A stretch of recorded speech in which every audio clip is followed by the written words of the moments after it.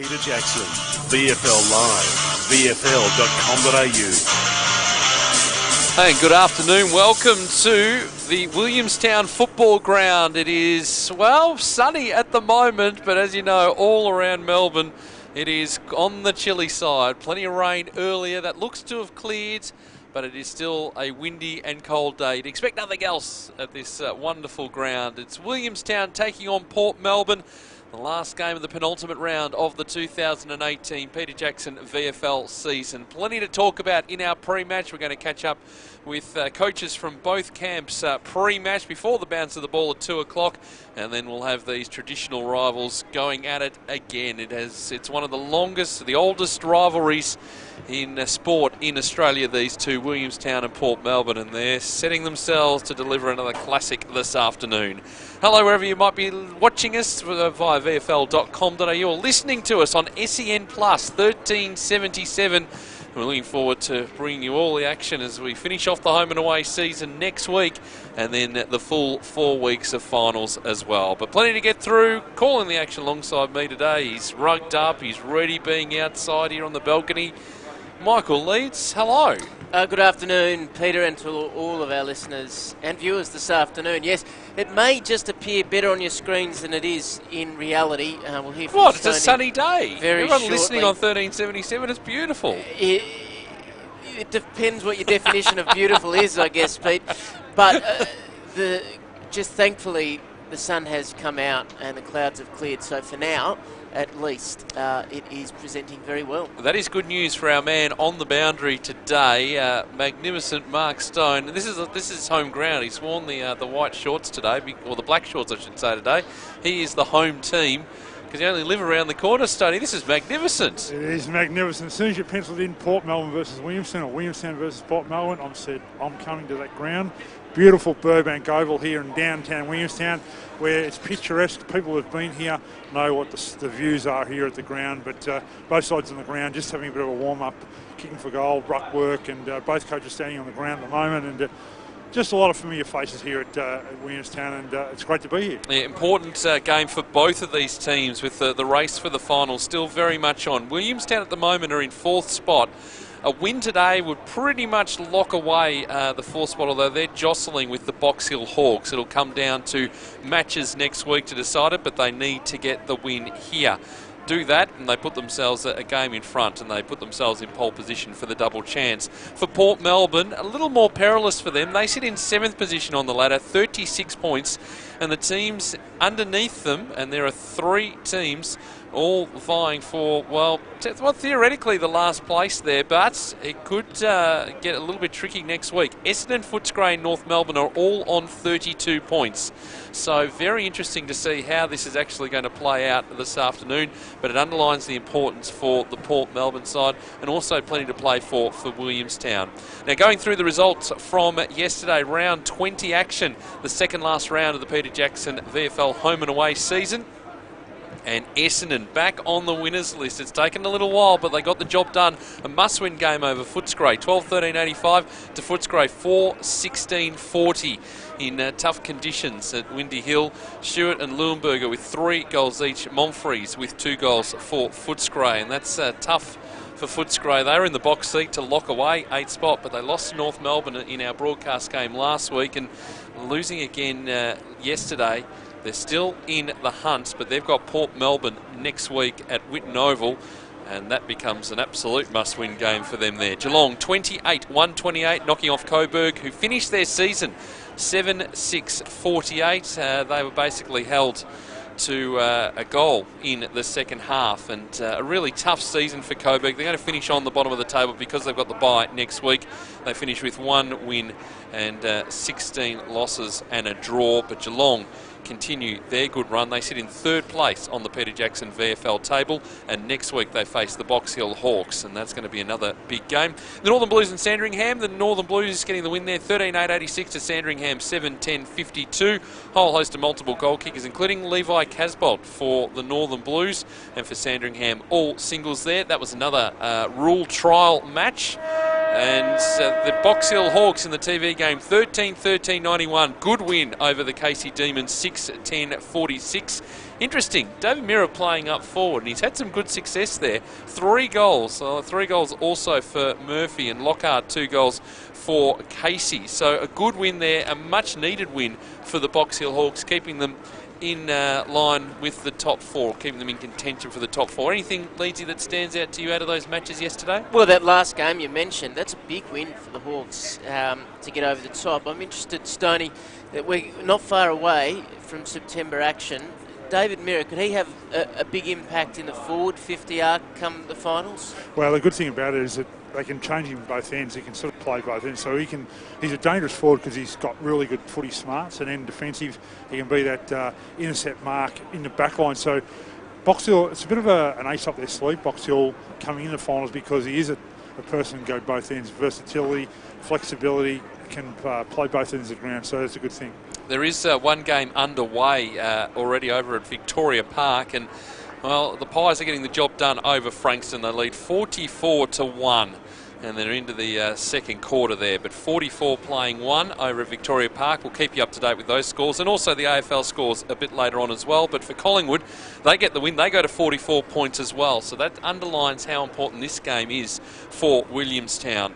But just quickly, the ladder, Casey on top, 56 points, and their match next week against Williamstown is going to be the TV game at Casey Fields. They could lock away top spots. They will lose it if Richmond happen to get a win, or Geelong, because they've both got superior percentages. They're both on 52 points, and Richmond's interesting. Looking at them, they've got Frankston next week, so you suspect that that's going to be a win, and Geelong playing the Box Hill Hawks. Then you got Williamstown, who I said playing Casey Demons, and then Box Hill. Then Collingwood on 40 points, but obviously they're playing at the moment and in a good position there, so they'll go to 44. Then you got Port Melbourne, who need the win today. Then Essendon, Footscray and North Melbourne all on 32 points. And then we rule the line. Werribee, Northern Blues, Sandringham, Frankston and Coburg out of contention. But while we wait for the sides to make their way out onto the ground, Stoney's been very busy pre-match here on Peter Jackson VFL Live. He's been inside both camps. Let's start off with the home team. And Williamstown, Clint Proctor is one of their assistant coaches. He's back here at the Williamstown footy ground. He caught up with Stoney a little bit earlier today. Clint Proctor, welcome back to Williamstown. It feels like a long time ago, Clint, since you were here. What year were you here? Back in 2004, mate. Yeah, 4 years, so it's great to be home. And your role now, how did that come about, and what are you doing with the players this year? Yeah, so I'm looking after the forwards. Came about with Andy Collins gave me a call when I was on my way home from my time in Tasmania, and it's worked in really well. And your role, how are you finding transition from a player to a coach? I mean, you know you coached last year in Tasmania, but how you find the role at VFL level? Well, I enjoy it on a day like today. It's nice to be in the box, but no, it's been great to sort of give that feedback to the boys. Obviously, you know, I'm coming out of the system and spending plenty of time, so yeah, it's been really enjoyable. Great transition. I suppose one thing for us is about how the transition of the game flows along and how it changes. What's been the major change, you think, in VFL football since you were playing or you're even involved? Well, I think obviously the professionalism just continues to grow, and the amount of time and I guess effort that the boys have to put in away from the club. You know, a decade ago, certainly wouldn't have been to the lengths of, I guess, you know, the vision and the role that the coaches play away from the club and things like that. So, yeah, I'd certainly say, obviously, the off-field side of things have improved. Port Melbourne, early in the year, it was a good result for them, and 33 points. And has anything been mentioned about early in the year or what this game means to the boys? Yeah, well, it's obviously a big game for us. I think last time we played against Port Melbourne, you know, we had some issues inside. In the midfield in particular, the contested possession and clearances themselves where a couple of boys got away from us, like Rivet, Templeton, Wolferton had good games. So, you know, we really need to go to work in there, and then hopefully the boys up front can get the job done. It's one of those fabulous days here at Williamstown where it's breezy in the waters. You can see the waves out there, but home ground advantage, Clint, is it really important or still as important to Williamstown? Yeah, definitely. Obviously, you know, we know the ground and the conditions really well. It can be unique at times with regards to the wind and where it's going to the end of the ground. So, you know, field position is really important, and you know, we need to identify that early and play the conditions conditions really well. Have a good day, mate. Good luck in the box. It's going to be a tough game. Yeah, will be. Thanks, mate. Certainly is. Clint Proctor there with Mark Stone. You can hear Port Melbourne's song in the background here. Their coach is Gary Ayres, and he caught up with Mark Stone a little bit earlier as well. Today the conditions are typical Williamstown day. Yeah, it is. It's a bit the old windy willy. So we expect this now. And I don't know how many games we've played down here over the last probably 4 or 5 years. And I think at least at the minute, Stoney, the blue sky's out, but it's blowing a gale. So we just got to cop what it is. Both teams have got to play in it, and obviously it still means you can score, but probably expect the unexpected today with balls flying a bit longer than you normally would, balls dropping a bit shorter. Maybe if there's a bit of rain, there's a little bit of surface water out there too. So I think it'll be what you can do early when you've got the breeze, and hopefully then defend really well into it. Team selection, do you look at the forecast looking forward a bit and say, well, I'm going to try and select a team that really suits the conditions? Yeah, very much so, and we're probably humming and ahhing a little bit right up until Friday night, because we had a session on Friday and we just went a little bit smaller than what we normally would, so it certainly does play a part for sure. Early in the year, you got them, 33 points and a really good result. Yeah, it was. Our last 2 times against him have been pretty good. Obviously, last year's prelim was just a cracker of a game. We set up well with some tactics. We were able to execute those tactics really, really well. And again, replicated that earlier in the season. But Willie's gone on and won their last 4, so they're in red-hot form. And we're going to have to play really, really well against a pretty experienced side today. We're inexperienced with some of the kids we've brought in, but that's just the way of the world. We've got a few guys injured, a few guys sick, so you just got to put your troops in there and hopefully get the job done. This time of year, it's finals just around the corner, Gary. Do you have to obviously talk to the players about the importance, or is it really self-motivation for them? Well, you'd like to think it's self-motivation because, as you know, you and I can't get out there and affect the contest, mate, and hopefully get a win. But really, you want to be playing better because you want to go into the finals with some sort of momentum, and that's what we've been encouraging the guys to think like. And hopefully they've got that ability to understand what's on the line today and then what could hopefully be if you go into another final series. Especially at the moment, you've got 9 or 10 sides that can make that top 8, and where Port Melbourne is situated right at the moment, the win is almost more important today. Yeah, it is, and probably top 4's out of the I guess the equation now. But if you want to finish somewhere, you want to be finishing, whether it is 5th, 6th, 7th, 8th. But you want to be doing that with a real lot of purpose and intent, because as we know last year, you get in the right position, you actually play the best footy that you can, it all comes together at the right time, you can achieve a lot of good things. Good luck, Gary. Thanks, mate. He does achieve a lot of good things, Gary Ayres, as the 2 teams out on the ground. We've just had the toss of the coin. Mark Stone, you've been out there. Who won the toss? And give us some ground and weather conditions, please. Well, as you speak, Pete, the weather is closing in and the showers are happening. Former Williamstown great and VFA champion Ian Rickman tossed the coin. Adam Marcon, he won the toss. Jordan Lyle was there, also the captain of Port Melbourne, but Adam Marcon won the toss. He'll kick to the southern end, or the city end here at Burbank Oval. There's a 6-goal breeze, Pete, to that end, to the city end here at Burbank Oval. And watching Gary Ayres, for the listeners out there, is out there with his players now. And I know he'll be instructing them about defensive setups and what they need to kick against the breeze in this first quarter. So Williamstown win the toss. They kick with a 6-goal breeze on Burbank Oval to the city end. A bit of surface water, but it's drying out quickly, and this breeze is going to help the ground surface, no doubt. That is interesting, Leedsy. Actually, Gary Ayres, we know he likes to coach from the bench, but actually going out there with the team in their huddle to just have a word to them. He's now making his way back to the bench, but very rare you see the coach going out there and giving an address on the ground pre-match as well. Yeah, usually reserved for the captain, isn't it, to address his troops. Which is happening now. One message he wanted to get in before he let them go to work. Now, first quarter is going to be really important, guys. This breeze is strong. 50 plays one at Victoria Park. Collingwood leading Frankston. We'll keep you up to date with that as we go around the grounds. We'll also keep you up to date with the score in the AFL 2. Remembering all our scoreboards were brought to you by Tyre Power. Get the power of expert advice at Tyre Power. And this half of Peter Jackson VFL Live for the Braybrook Hotel, the best Palmers in town. And at that match at Etihad Stadium, Carlton and the Western Bulldogs, they are at 3-2-20 apiece, 17 minutes into the second quarter there. We'll keep you up to date with the scores over in the West and also in Adelaide later on today too. But plenty to look forward to. Port Melbourne getting into position. Williamstown have been there for about a minute or so. Fresh That's the way to describe it here at the Williamstown football ground. But looking forward to another classic battle between these two traditional rivals and the oldest rivalries in Australian sport. We love being a part of it here on Peter Jackson VFL Live this afternoon. Nick Meese, Ben Jolly, both on the bench, boys, starting on the interchange, so you wouldn't see that too often. And Nick Meese coming back into the lineup after suspension. We've got two Tom O'Sullivans, or two Thomas O'Sullivans playing today. One's a 23rd player for Port Melbourne, the other one number 4 for Port Melbourne. It's going to make it interesting. That's why I'm throwing it over to you, Leesy. Round 21, Sunday afternoon football underway. Haratuku got the kick, but there'll be a free kick that'll have to come back.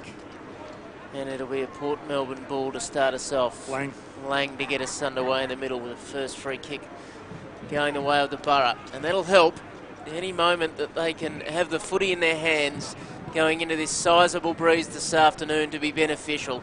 Lang goes to half forward. Haratuku has it fisted away. Now going to work at ground level. Conway, did he take his man out of it, or is he going to come up with the footy? So a couple of free kicks to Port Melbourne. This one against Schultz. And Conway going to use that right boot of his to get it inside the 50. Big fly, but it's Williamstown who come up with the footy. And that's Oliver Tate who takes the mark across half back. Just looking for something to present. He decides to come back inboard. It's a dodgy old kick. No good. Tom O'Sullivan couldn't take the mark. The ball still to be won in the middle of the ground. Comes out the back. Chance for Gibbons on his right boot. Tumbles it inside the 50 for the Gulls. 2-on-1 to the Borough. Chance for Cook, but it's gone over his head. It might sit for Georgia. It might go through. It has. Remarkable. It never looked a chance to be a goal until it just toddled on over the line. And the Gulls have the first of the afternoon. They're one straight 6, a minute and a half gone in the opening term. And the players will be going for the longest kick today because that was amazing. Come from the centre square, roll on and on as you described, boys, and 6 points. Goals at this first quarter are crucial. I say crucial to the outcome of this game because this breeze is getting stronger as the weather. And you said there was not going to be any rain. Well, it's light rain. There's blue skies behind it. Yeah. On the Tyre Power scoreboard, one straight 6 plays, no score. Ball in the middle of the ground. It's quickly hacked out of there by Jones for Williamstown, trying to send it forward, but Lloyd coming out. He's dragged down in the tackle. Trying to find some space is Tynan. He's just taken off the footy. Bewley hovering as well for Williamstown. Gibbons there too, held up, and the umpire will throw the ball up in the middle of the ground. So the breeze going to cause all sorts of problems today. Is trying to get through there is Rivet. Did really well through the heavy traffic. His kick up towards half forward. It's a one-on-one contest. A bit of a push out there. No call from the umpire. Still paddling it forward is Cal Searle. He's now lost it and picked up there by Lane Buckwell. Although the umpire's coming in and saying there's a bit in danger there. So Cal Searle will have the free kick. He's 55 from goal. He's just held up. He's kicked to the top of the goal square. Off hands. Oh, having a go at it there, trying to pick it up was Eli Templeton. Has to go back in again, quickly out of the pack. Guy Dixon, he has a go. He can't clear it. Now a chance here for Williamstown to try and clear the area, but looks like it's going to come straight back in. Although, working hard there, Pongrassic just hurls it onto the boot, back into the middle here of Williamstown football ground. Haratuku got the handball out. It's been intercepted. It's still a hot footy in the middle of the ground. No one can get clear. Another kick smothered. Here's Rodder getting the handball over the top again. Now they've got some space. Masters, he's going to go from 60. It's a high ball. It's gone over the head there again of Cook. This time it went to the left-hand side and it's one behind. 1-1-7 plays no score. 3.5 minutes gone in the opening quarter. Stoney, I hope you're okay on the Tyre Power scoreboard. I was just watching Toby Pinwell, the former Port Melbourne champion, on the bench here with Johnny Baird, and Toby just looked around and shook his head and thought, I'm glad I retired. Good decision. Kick out of bounds on the full. And it's fair to say that the sunshine that we were greeted with earlier this afternoon is gone. 7-goal breeze now. And it is belting rain. Oh, it'll get better in a minute. It will. These showers are just blowing through today. Showers, my grandfather used to say. Yeah. Lockie Schultz is the player who has to go and get the footy. It's gone miles over the fence and there's not much of a crowd out there. I noticed the jumping castle's not on today, Stoney. I can't imagine why. The ice cream machine's not there either. No, Not much business for either of those enterprises this afternoon. I'll tell you what it would be good for, sitting watching some live sport. Don't forget, this first half of Peter Jackson VFL Lives for the Braybrook Hotel, big screens, live sport. They'd have the heating on too there. Schultz has got it, 65 from home. He drives a low, heavy ball inside the 50. Rodder can't take the mark. One to be won at ground level. Players fly everywhere. Markon's amongst it. Lockie George ditto. They work it towards the line. It's over. They'll toss it back in underneath the scoreboard here for Tyre Power. Sorry, Stoney. Sorry, mate, I'll cut you off there. So the point would be how many goals wins the game today. I mean, I know it's early on, but defensive, a lot of players around the ball trying to obviously be defensive in this breeze. Yeah, and already it's a cake.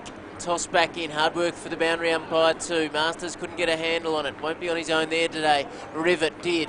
He gets it outside the 50. There's no mark taken by Jones. Allows Haratuku to give it to Rivet around the corner. Kicks just off the side of the boot, so Tippett just shovels it back. Norton ditto forwards. Templeton clean in the conditions. Around the corner though, bit of a dodgy old kick. Allowed Jones to slide in. He couldn't take the mark. Lyle got the handball away, and now Port Melbourne get it to the wing. But it's chopped off, and this is not going any further. Grice has got it. There is everyone now forward of centre for Port Melbourne. But they still managed to mop it up here at the Borough. They're just trying to find a way through, and here's Dixon. Just a clearing kick, but again it's going to be mopped up. Plenty of Williamstown numbers there. Trying to provide some work there is Hobbs. But again, the Williamstown defence standing up. The kick back into centre wing. No mark taken, working hard. Masidi making his way back into this Port Melbourne lineup. The ball's been turned over. Markon, who was brilliant last week against Richmond, manages to set his teammate running. Now the kick inside 50. It was Rodder. Now it's Kavara. Kavara's 48 out, a tumbling ball. And it's untidy footy. And it's over the boundary line right next to the behind post for Williamstown. And we'll have it thrown in. The Tyre Power scoreboard, get the power of expert advice at Tyre Power. It's Williamstown 117, Port Melbourne yet to score. 6.5 minutes gone here at Williamstown Football Grounds. Peter Jackson VFL Live on 1377 SEN Plus, video streaming through vfl.com.au. River, take it off the footy. Now Rodder just throws a high ball up, they fly for it. Goes to the line. Schultz, the player, couldn't take the mark, and understandably so with the way the footy is. It's over the boundary line again, and we will have it thrown in at that far end from our commentary position. Just keep us up to date, Stoney, with which part of your fingers you're losing sensation of first. Rodder to go to work in the ruck. Gets it front position, that's okay. Sullivan working it outside the defensive 50 momentarily for the Borough. Now here's Arnott, got the handball away to Rivet, who likes these conditions by the look of it. His kick across the ground though allows George in, really clean in the conditions with a handball, just a little slick for his teammate there. Arnott's there, George goes back and lays a good tackle, then he hacks it off the ground forward. Gibbons can't take it, Lang can, he's stripped of the footy, comes out the back. Stoney wants a touch, it's not going to happen. Conway a long way short, and Lockie George takes the mark at the wing. Trying to get them going again. He's going to kick this high and hard. Effective in the conditions out the back. Cook set up well. He's well tackled by Bewley. Takes it towards the line. I'm not sure that was all that genuine attempt to get rid of it. It's over. They'll toss it back in. So Port Melbourne got one player right on the line, defensive line every time. So that's a smart move by Gary Ayres to put the player right on the goal line. Around the grounds, 58 playing one up at Victoria Park. Collingwood heading towards half-time against Frankston. There's a push in the back there on Arnott. No call from the umpire. It's still inside 50 for Williamstown. Trying to get there first, Lyle. The wrong part of the ground for him, but it's the only position where the footy is at the moment with the breeze. High kick going outside the 50 here. And it's going to be intercepted again. Buckwell getting hands to it, working his way through Bramble, who finds Gibbons by hand, who was over the boundary line anyway. We'll have it thrown in. Oh no, there's going to be a free kick. A holding free kick off the ball going to Bramble. Looks like. Right near the Port Melbourne interchange bench. Looks like Guy Bramble. Dixon just nursing a bit of a blood nose. But Bramble's kick. It goes with the breeze coming through Masters. He couldn't take the mark. We're at the top of the goal square. Rodder's got to go down and pick up the ball. He leaves it for Norton. Norton tackled by a couple of Port Melbourne players. And the umpire says, give it to me. And a bit of push and shove too.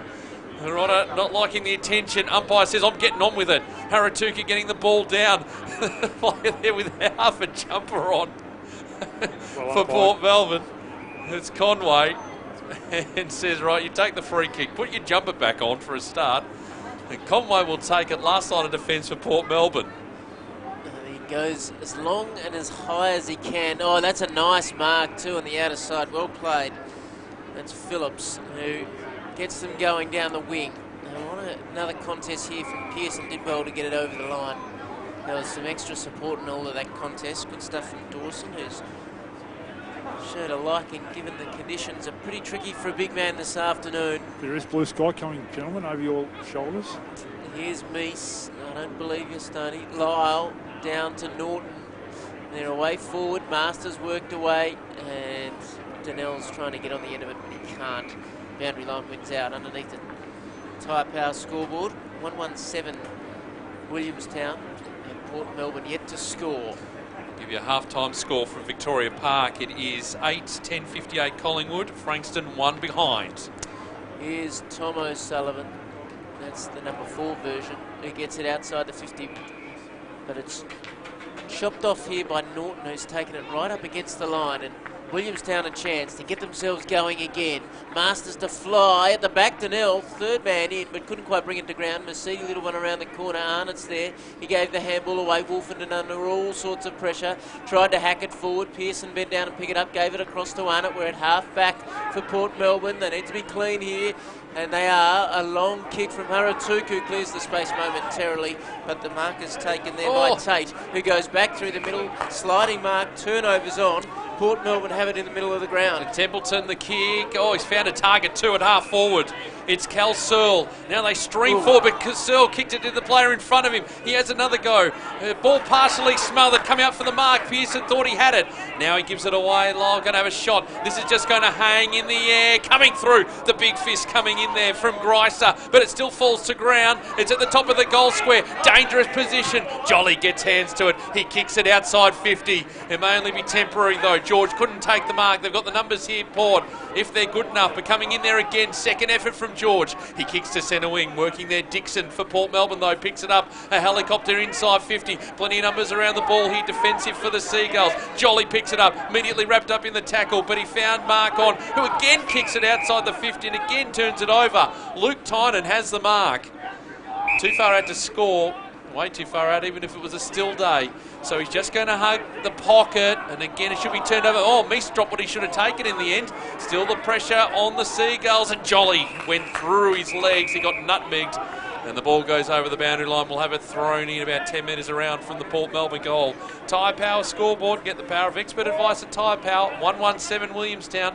And Port Melbourne yet to score. 12.5 into the first quarter on Peter Jackson, VFL Live. Both sides set up very well behind the ball once they're getting it in the 50 at the moment. Meese works his man forward. Norton out the back. Pongracic through the middle of the ground. Masters knocks it on for Schultz, who was away but just couldn't quite take the footy. Williamstown still in control. Well played. Pongracic got it from George. Goes to half forward. Big ball to be won now. It's well played by Cook, who's just calm under pressure. Little undergrounder okay for Masiti. That came from Bettison. And they're just trying to work their way out of trouble. And Rivet has it at half back. On his defensive arc on the outer side of the ground. Bit of a dodgy old kick. Meese does the roving there. Little toe poke forward is clever from Pongracic. He goes to get his own footy. Knocks Rivet out of the way in the process. Came to ground. Port Melbourne still a chance. Van Unen couldn't come up with it. Good strong tackling at ground level. And I don't think this one's coming out in a hurry, although it just slipped from Jolly. And now Williamstown half a chance. It's swung off the footy. Good stuff from Dixon. It's still to be one in the middle of the ground. George just looks like he's lapping it up this afternoon. Came across to Wheeler. Handball for Jolly. Seen this all before. His kick is away to the right and over the line on the bounce, and they'll toss it in. It's untidy stuff, Stoney, at the moment. Oh, it's just really hard conditions because the breeze is really telling in the play skill level. Obviously, the side that can have the best skill is going to win the game because it is any kick, handball. Just really tough conditions out there. This half of Peter Jackson VFL Live for the Braybrook Hotel, the best Palmers in town, as the ball to be thrown back in. Into attack here for Williamstown. 14 minutes into the first quarter.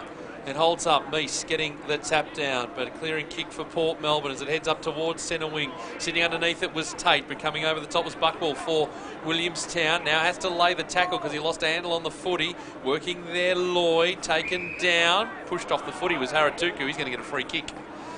The umpire in the right position for that. He's got runners alongside, and now an opportunity is Rivets. A high ball over the back. The 23rd player, Dawson, for the Seagulls. Couldn't take the mark. It's inside the 50 for Port Melbourne. It's like a pinball in there.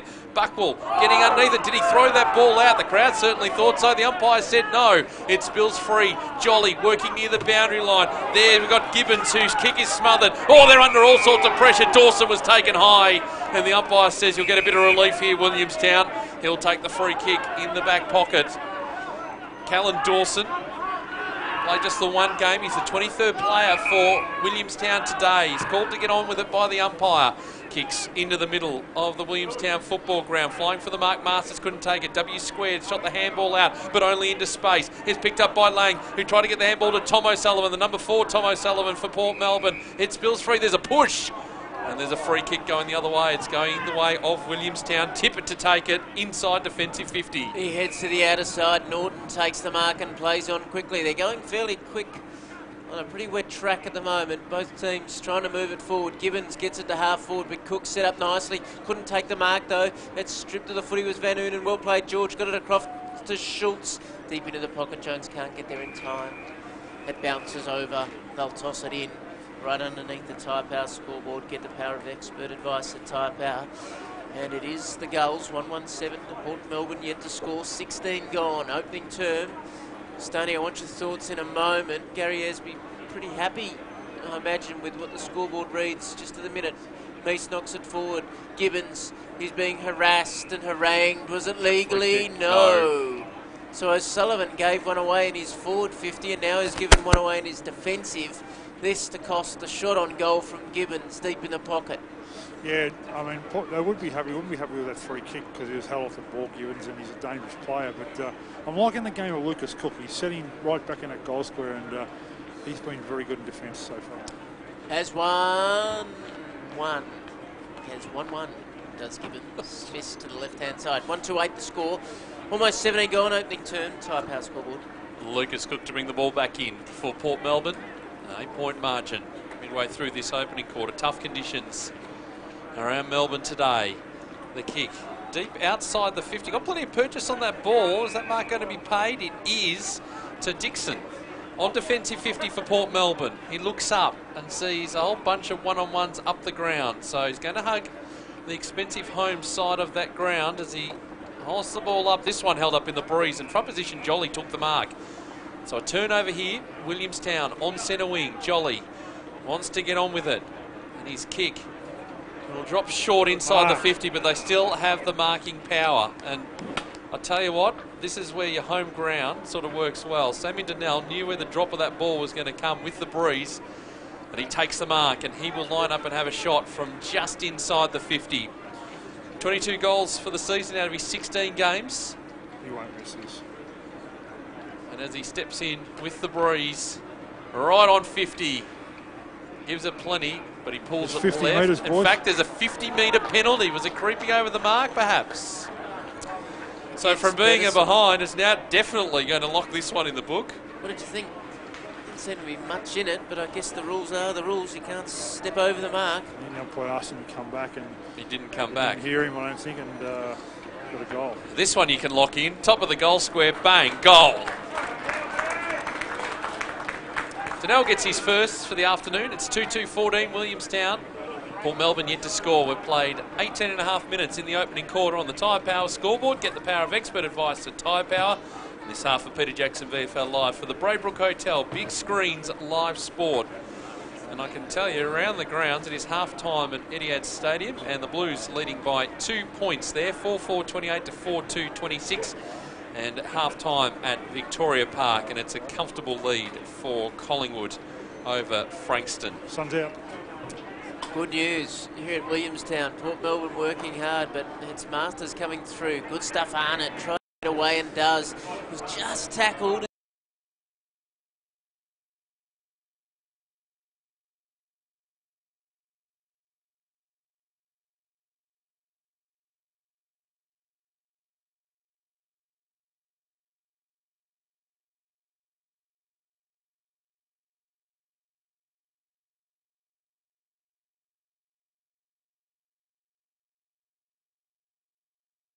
He was pushed off his kick, yep. Will it be down the ground or will it be back at the kick? It's Dylan Conway, the offender. Down the ground. It looks like it's going to go all the way to the goal line. There's a report too. I think you'll find.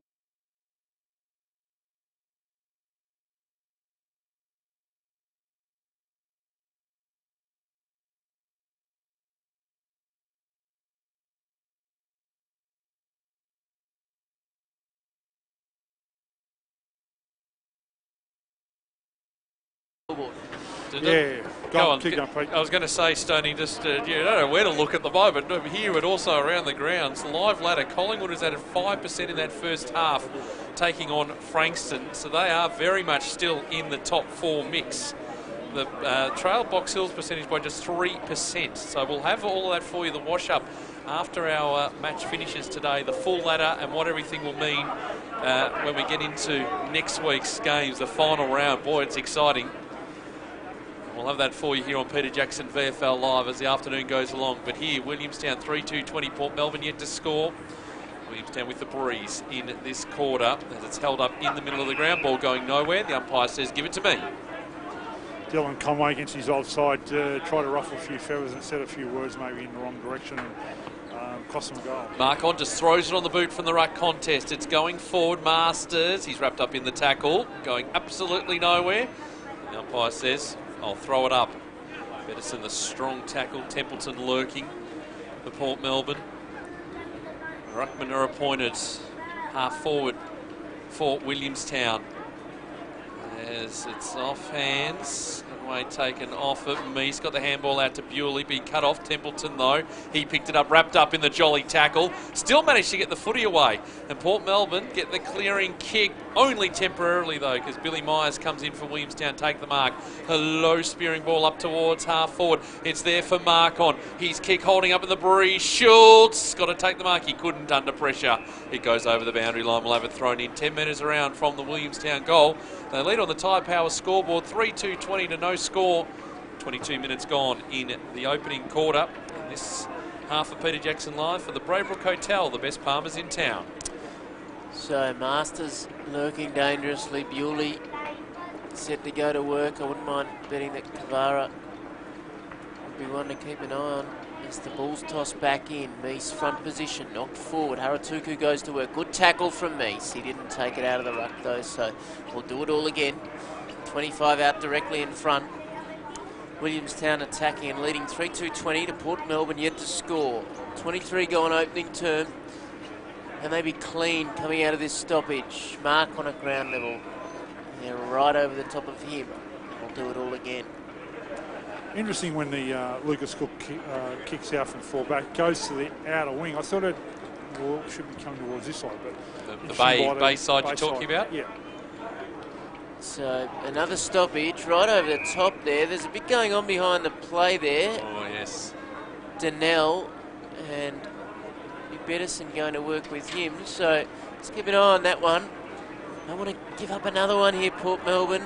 They're knocking it down. O'Sullivan, that's Tom. Tried to get it going, but Lockie George is on the end of it. And Stoney, he's read the footy really well so far. Yeah, his experience is coming into play in these conditions. Understandable. Coming from North Ballarat, Yes. where you played at Mars Stadium, he would know the conditions and bad conditions very well.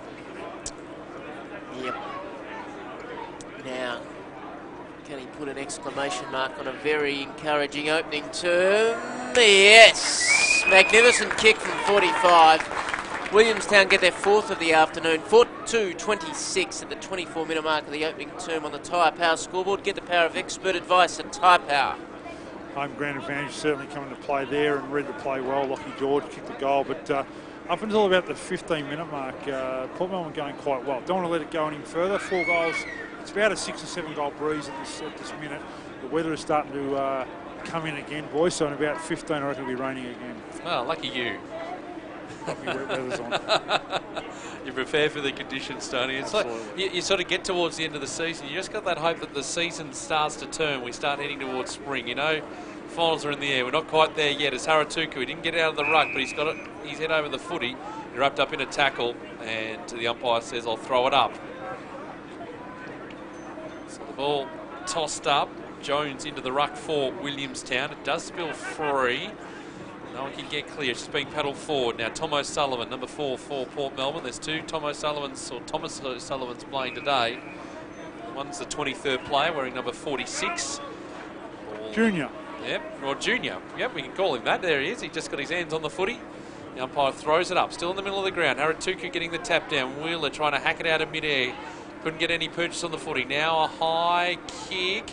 Trying to pick it up there was Arnott. He couldn't take the mark. It's being paddled forward, not very far for Port Melbourne. Buckwell got hands to it, immediately tackled. Now Port can go inside 50. The ball's going to drop short. No one can take the mark. It's at centre half forward here for the Borough. Coming through, trying to work his way through was Bramble. They're fumbling a little bit here. It's tricky conditions. Here's Junior O'Sullivan. Throws the ball up high. It's going away from the goal, but Rivet did really well to track it.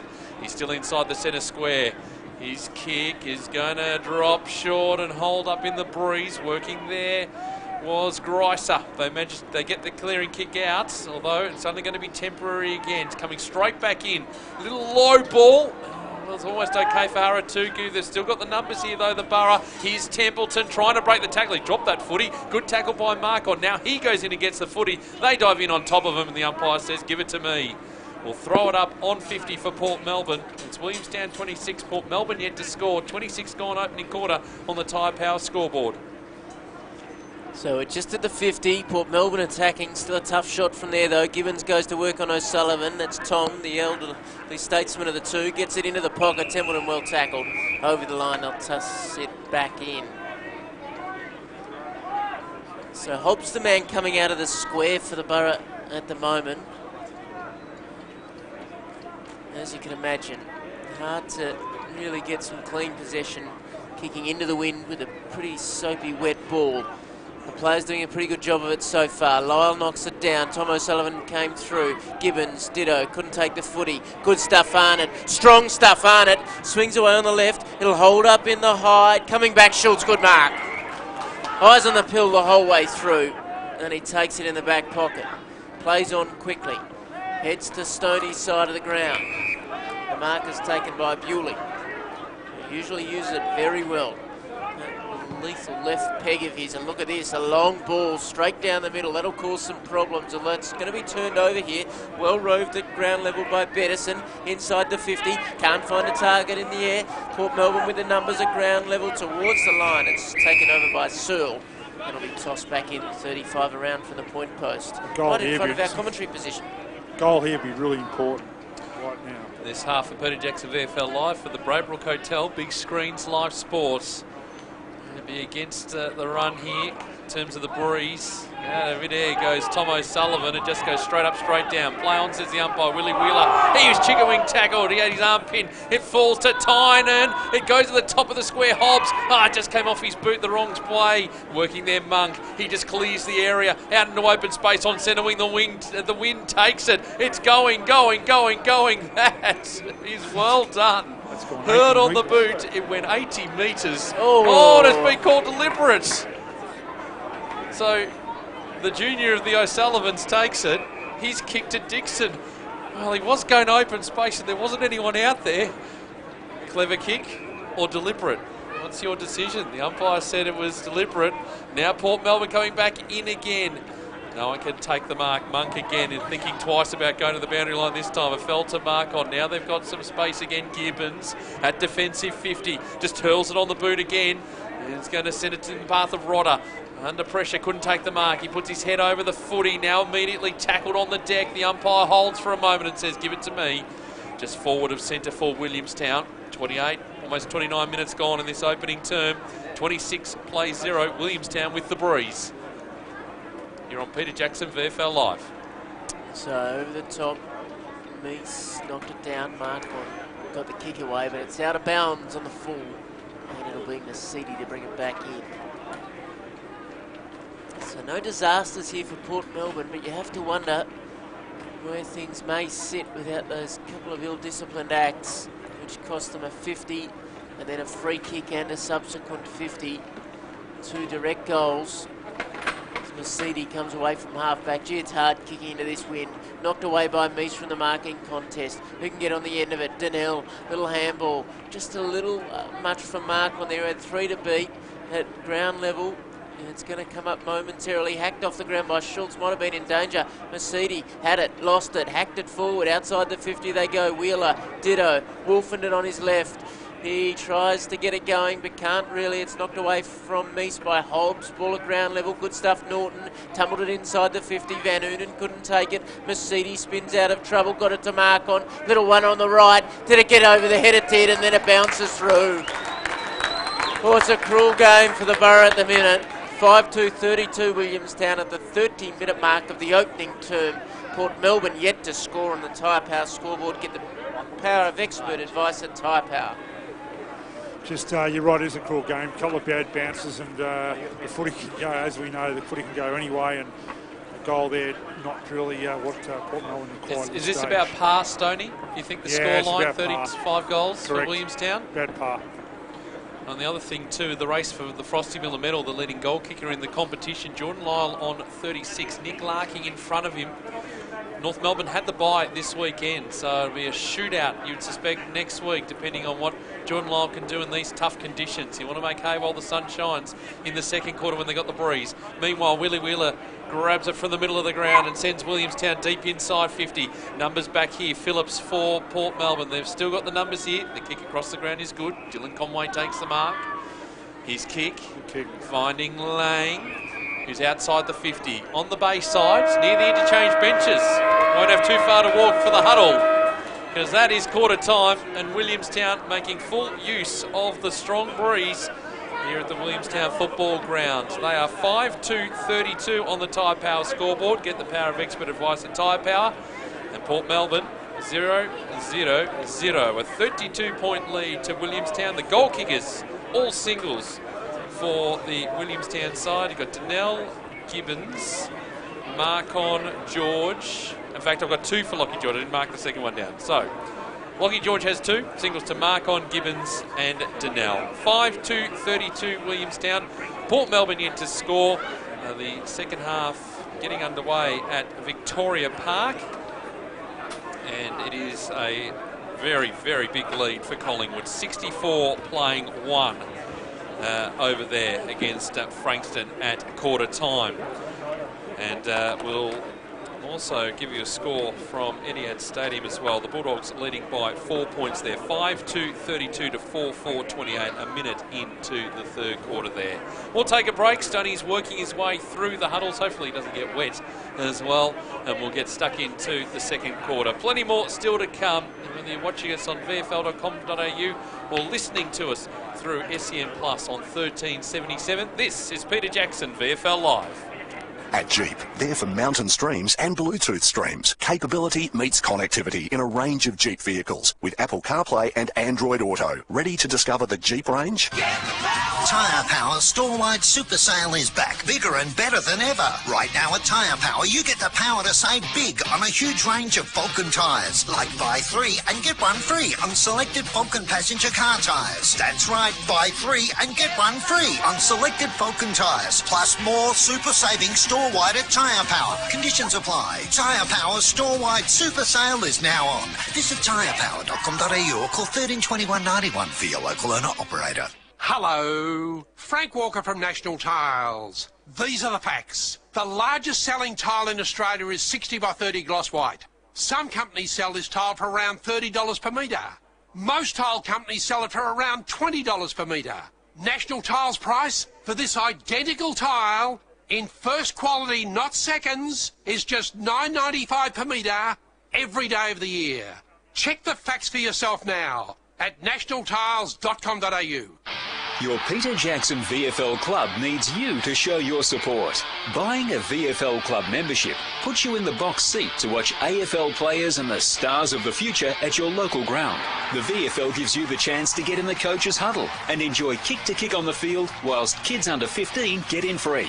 To be part of the action, head to vfl.com.au/membership to find out what membership offers are available at your club in 2018. The Toyota Good for Footy round has helped raise much needed money for local clubs around Australia. Like the Northern Saints, a footy club that strives to provide an inclusive environment for everyone. Thanks to Toyota, they raised $4,000 and they're using it to help keep membership costs low and kickstart their very first girls program. Now that's good for footy. Toyota, oh what a feeling. If you're looking for a rewarding career in the plumbing, electrical, carpentry or engineering and fabrication industry, Kangan Institute is bound to get you there. With relevant on-the-job training from expert teachers, not just theory. Commence your trade pre-apprenticeship with Kangan Institute. Kangan Institute.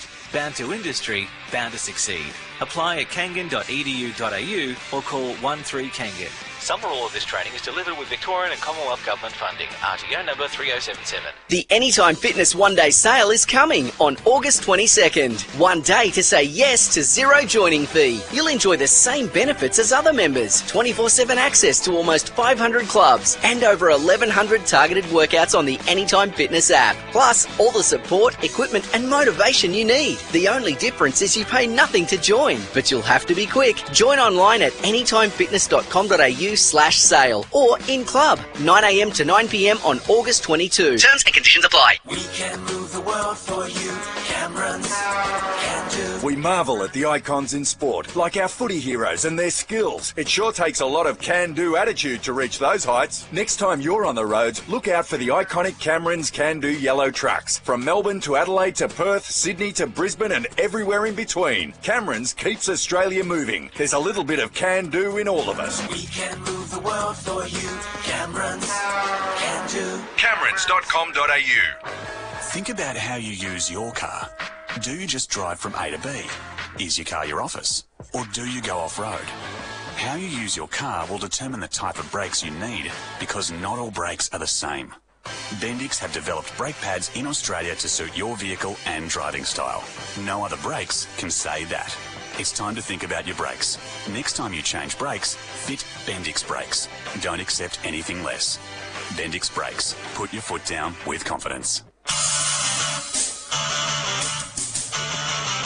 Peter Jackson, VFL Live, VFL.com.au. We are here at the Williamstown football ground. The huddles have broken up. Mark Stone is around them. It is 5-2-32 Williamstown. Port Melbourne yet to score. Gary. Stoney, what do you got for us? Gary, Breeze, 5 goals. Did you take that in the first quarter? No, I wouldn't, Stoney, because I reckon we gave him probably 4, and just because of our ball security and just our inability to actually stay cool, we got a little bit undisciplined, a little bit ragged. So 5, I would have been probably much more preferred, I reckon 3, and I think we did a pretty good job. Thanks, mate. Thanks, mate. Beautifully done. Thank you, Stoney, there with Gary Ayres, Peter Mercado, Michael Leeds and Mark Stone with you here on Peter Jackson VFL Live. 5-2-32 Williamstown. Port Melbourne yet to score, but as you heard there, they had the breeze, the Williamstown side, in the opening quarter. This half of Peter Jackson VFL Live for the Braybrook Hotel, the best Palmers in town. And that score, of course, on the Tyre Power scoreboard. Get the power of expert advice at Tyre Power. Interesting. Anything else of note from the huddles, Stoney, please? Actually, Gary really put on his players to lower their eyes. Don't have to kick their ball too hard. He just, that 4 goals, he said, the undisciplined play cost us 4, so we're in the game. It's going to be harder. They've asked defence to really tighten up, and let's try and get some goals with this breeze. So he was really critical and really strong with his players to put their head over the footy.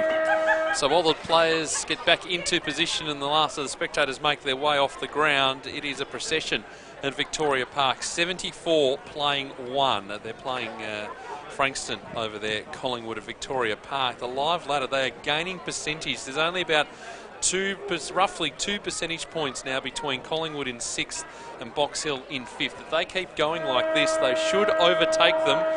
Well, it'll be tight, but it's going to make a very interesting final round. But our focus is here. 32-point lead to Williamstown as we're away in the second quarter. Interestingly, Cook came off the back of the square there, unable to stop this ball coming forward from Gibbons, though, inside the 50. Williamstown straight away. Cavara's first there. The Ojo Rainbow goes to work on him. He takes it towards the line, does Ben. He gets the kick away. Well played. High ball on the left. Gee, Wheeler's got to sit under this for a while. He did well. Had it knocked away, though. Haratuku did the roving. He tumbles it through the middle of the ground. Beats the initial contest. Good stuff at the back. That was Conway, who follows up his own footy. Spilt from Julie to Wheeler. over. His kick smothered under all sorts of pressure. Tynan, strong tackling in the middle of the ground, going nowhere. Umpire will come in and toss it up. Here comes the rain again. It's like when the weather hears the siren, it decides it's time to rain. 49 seconds into the second term, 5-2-32, Port Melbourne yet to score. We've had worse, haven't we? As Meese tries to hack it off the deck here for Williamstown. They're just trying to get the clearance here into the path of Donnell. Comes off his knees, it heads towards the boundary line. Still managed to trap it.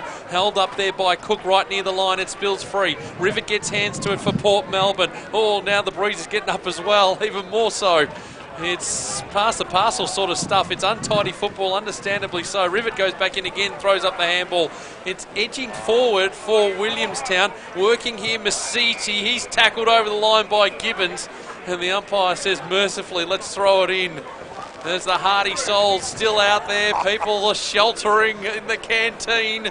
They're here in the grandstand as well. We can feel the drops. Oh, as it gets up again. Working his way through, Greiser just trying to get the handball down. I tell you what, this monitor in front of me is a godsend today. Thank you, Cam, for that. As the ball into the path of Pearson for Port Melbourne. It's going to be taken away again. Only temporarily. O'Sullivan just went volleyball spike style and then had to smother the kick from Greiser as it goes over the line again. It just edges forward. We're at half forward now for Port Melbourne on that outer side. 2 minutes gone on the Tyre Power scoreboard. No score since quarter time. 5-2-32 Williamstown. Port Melbourne yet to score. It's a momentary relief, but it's still a cake of soap as they try and get their hands on it. Players crash in, and the umpire will toss it up right on the 50-metre paint. I'm still here. I'm just behind the interchange bench, boys, so I've just got a bit of cover. Why are you in your car? There is some sensibility on the boundary. It's fisted forward by Meese. Wheeler goes to work. Gibbons takes it off him. Not by design, but towards the line and kicks it over. They'll toss it back in. Looking at the weather radar again, it's one of those. It's going to be one of those days where they just blow through very quickly. These showers, short and sharp, the order of the day. Just a reminder to look after yourself in the cold today. The players think it's going to be okay for a moment when it stops, but when it starts again, they remember where they're playing. The ball goes over the line again. They'll toss it in deep in the forward pocket. One for the responsible drinking this afternoon. If you don't have a stubby holder, you're likely to lose a hand. Yes. Why would you drink anyway? Exactly. I'd be getting a coffee, to be honest. They tossed it back in. Knocked by Meese for Bewley. Rivet, his kick smothered. Myers fists it forward only as far as Tynan. His kick around the corner. It's going to be taken over. And Jolly will be there to relieve for Williamstown deep in the back pocket. Yeah, he's going to take his time too. We're up to 4 minutes in this second quarter. Just lockdown football from the Seagulls as Jolly goes outside the 50. It's drifting away over the boundary line, out of bounds on the full. And it looks like Lane's going to be the player to take it. He's 65 from goal, near the boundary line. He kicks to the top of the goal square. They fly, beats the initial pack. Masters there, Jolly through a chain of handballs they go, although this could potentially be dangerous. It is. Gibbons down in the tackle. The umpire will come in and throw the ball up. Good tackle by Luke Tynan there.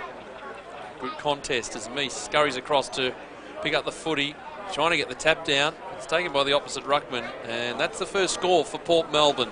It is a behind. They're one behind. Williamstown 5-2-32. 4.5 gone in the second quarter on the Tyre Power scoreboard. And this half of Peter Jackson VFL Live for the Braybrook Hotel. Big screens, live sport. So Williamstown now trying to clear it out of the danger zone. Some strong tackling from Rivet on Wheeler makes sure that that's not going to happen right in front of the cricket nets. There is going to be blue skies in a minute, folks. And, get the sun cream out. And do what with it? Use it as a layer to protect yourself from the wind. Here's Tynan, thin board to Lang. Here's Gibbons, picked up a loose ball, did well, but then he was well tackled. Ball spilled free. Umpire allows it to go on. Players crash in over the top. And he will be forced to come in and toss it up again. We're working still on the half-forward flank for Port Melbourne, not far from the cricket nets, as they try and get their first major of the afternoon. All Williamstown in the opening term. Tough conditions with a breeze going towards Port Melbourne's goal face at the city end. Bewley lays a strong tackle. on Tynan. He's had a bit of the footy now. Is he trying to... Oh, I thought the umpire may have suggested he wasn't making a genuine attempt, but all's well. Meese and Haratuku Rivet go to work on the stoppage. Haratuku dives down. Myers tries to get a hold of him. Arnott's in there amongst the jolly and over the top. He's got Mark on for company, and we're set to go again. Around the grounds at Etihad Stadium, 5-6-36 Carlton, 5-3-33 the Bulldogs. And they play 13, almost 14 minutes in the third quarter there. Meese and Haratuku through the hands of Mark on. Arnott's there. He's taken high, and this might be a good man to have the footy. A long way from home, but with the breeze, that long left peg of his gets it going inside the 50 at the back. Conway can't take it. It's fisted over the line, and they'll toss it in. Right underneath the Tyre Power scoreboard, which reads 5-2-32 Williamstown, Port Melbourne, 1 behind. 6.5 gone in the second term. Go for it, Sonny. These stoppage players now, where the poor players can get around the footy and get the ball out and have a snap on goal. Well, Lyle into the ruck here for Port Melbourne. It's just hacked towards the boundary line by Monk, and the umpire says throw it in.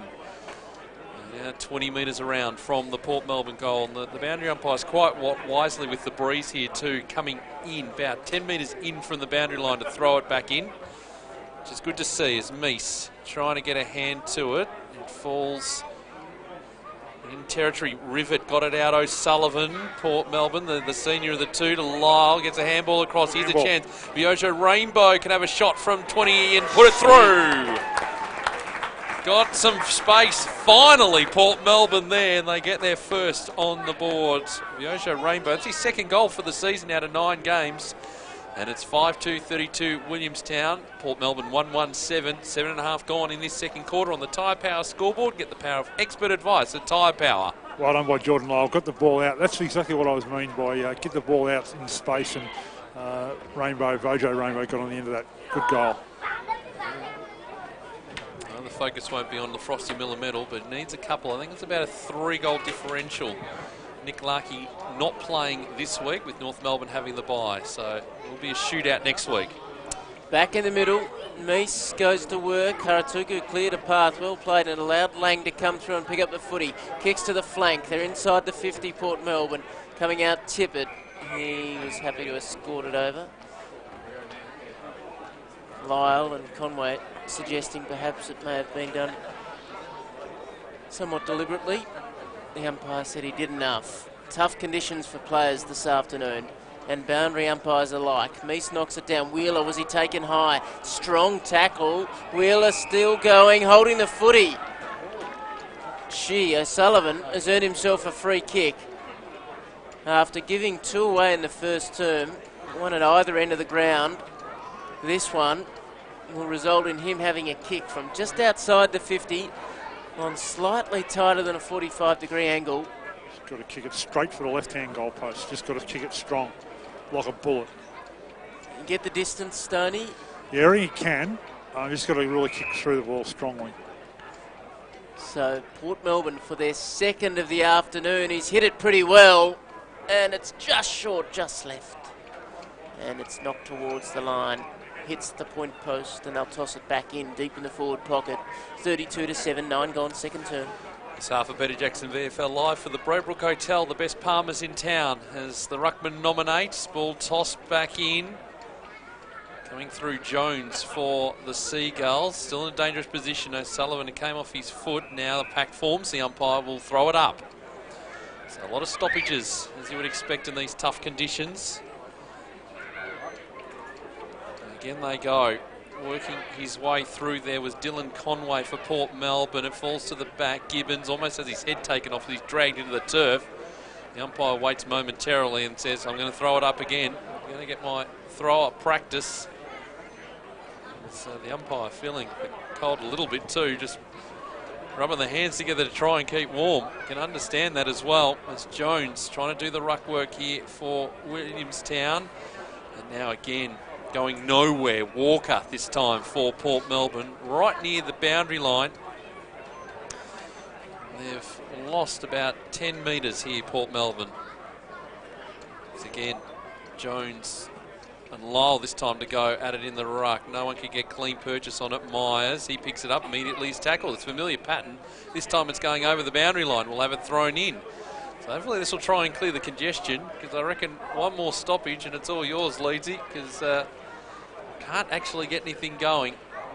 Tough conditions today. Ball tossed back in. Deep into attack here for Port Melbourne. Was Lyle getting the tap down, but here's Wolfenden, had to go in and crash the pack. It's right near the boundary line again, and I give up. We go out on the full. The umpire's coming in to have a little bit of a discussion. On the full, but who's off whose boot, though? The discussion here, which way is it going? It was out of bounds on the full. Now one boundary umpire is being consulted. The other one has to come running in. Did you see it? Did you see it? It's going to be a throw-in. That's probably the sensible way to do it, because he couldn't tell whose boot it actually came off. So in the end, it's a 0-all draw, but still in attack here for Port Melbourne, who've got the breeze, need to do something with it. 32 plays 7. Williamstown leading Tyre Power scoreboard. What can they get going here? Bewley takes it towards the line. We'll just do it all again, if that's okay. Now, as an ex-ruckman, try and flip it out the back towards the middle of the ground, and see if you can get a play to run into it. Yeah, Lyle to do the ruck work. He's got Lloyd in the right sort of spot. Brambles manning him, came to ground, Tippett couldn't quite come up with it. Hobbs well played, looking for Lloyd, who laid a good tackle. Ball spilled free. Searle trying to knock it free through the hands of Mercedes. Williamstown get it outside the defensive 50. One out the back here is dangerous, but strong stuff at ground level. Over the top, the Ojo Rainbow did well, and he didn't give away a free kick, importantly. Donnell had his head over it, and the umpire will come in and toss it up. Chance now for some more space for the stoppage players to get into. Haratuku knocks it down. Tynan had his head over it. Ball spills through a couple of sets of hands. At ground level, Jolly's there. And there's a free kick, and it's going to go the way of Williamstown to Jolly. Against O'Sullivan, who's not had the best day in the free kicks against Column. Jolly has it. He's got it going towards the wing. Didn't quite hit it well, but that might work out okay. Myers just tumbled it forward. Little one to Donnell. He was taken in the back, according to Sammy. Umpire said, no, that's all okay. I'll toss it up. Slightly attacking side of centre wing for Williamstown, who lead 32-7. Almost 13 gone on the Tyre Power scoreboard. Yeah, get the power of expert advice at Tyre Power. Wolfenden grabs it from the ruck contest. Sun out again here at the Williamstown football ground. Working into space, Myers. Now the pack forms. And again, Conway getting in there for Port Melbourne. Immediately he's set upon. And again, just on the edge of the square, attacking side for Port Melbourne. The ball is thrown up on Grassick. Going to work there with Templeton. Boundary line's going to win out, and the umpire will throw it in. Every second that ticks away in this quarter, 30 minutes gone, Williamstown will be loving it, because bottle the ball up, they're against the breeze, and they've allowed Port Melbourne one goal in this quarter so far. So, here the breeze in our effects mics this afternoon. Ball tossed back in. Haratuku with the front position there on Jones.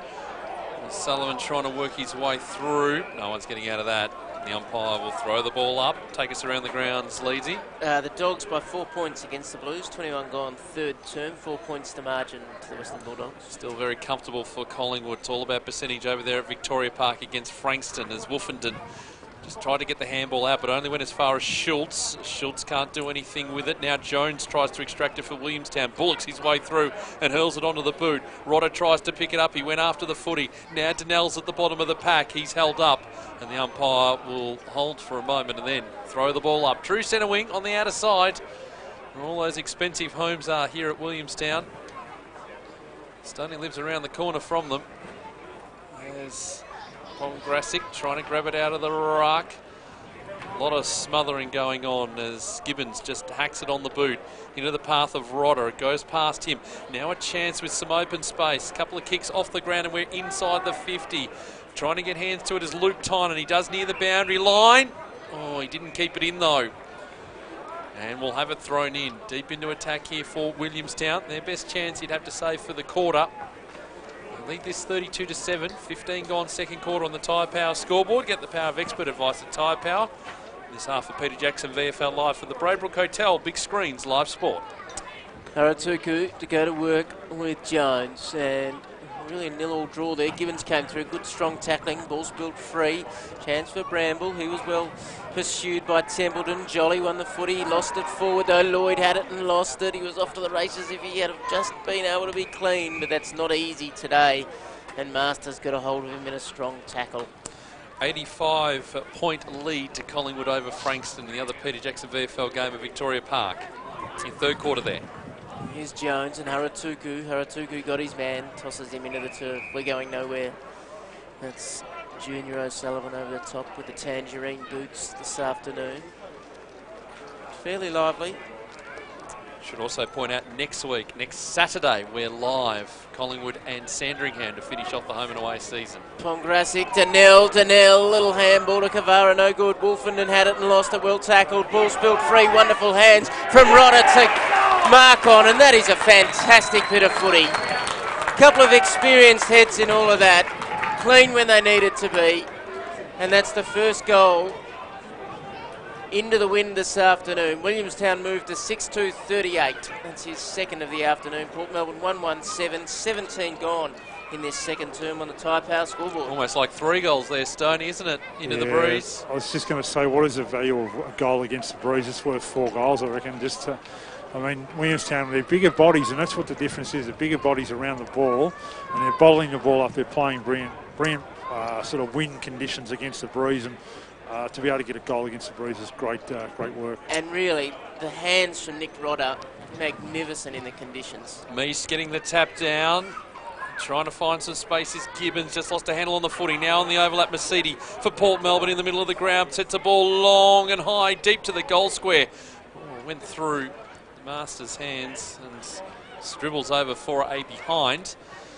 1-2-8 Port Melbourne. Williamstown 6-2-38.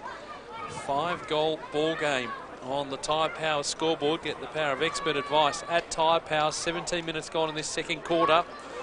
It's 94 playing 2 at Victoria Park as the kick comes outside the 50. No one can take clean possession. Now another stalemate. The umpire will come in and intervene. Tyler Brown kicking his first goal in his career for Collingwood. The VFL 94 playing 2 there. Third quarter action. Here, Port Melbourne just hanging on. Need to get going with the use of this breeze. Long kick inside the 50. It's fisted over the back of the contest. Chance for Yojo Rainbow here. 25 out. Couldn't quite get onto it. Tippett picked up the footy. Arnott tried to get a hold of it. It's fisted forward. Good stuff. Norton away to his fellow defence. And they get it outside the 50 with a short ball. Over the top with the handball, okay for Arnott, who goes back inboard. Rivet's got to go to work. He just hacks it out of the air. That'll do momentarily, but well played Masters, playing the goalkeeper. Gets it across to Kavara. Kavara away quickly, goes down the line. Schultz has to sit underneath it. Good honest contest. Wolfenden arrived to lend a hand. Knocked away by Schultz. Comes out the back, and it's again some good strong tackling on the outer wing, this time from Myers. And the umpire will come in and toss it up. Slightly attacking side of centre wing for Port Melbourne. Mark-on had it. Rivet got it. Inside the 50. Chance for Yojo. Rainbow swings onto the left and misses. Got to kick those. May have had a bit more time than he thought. He did.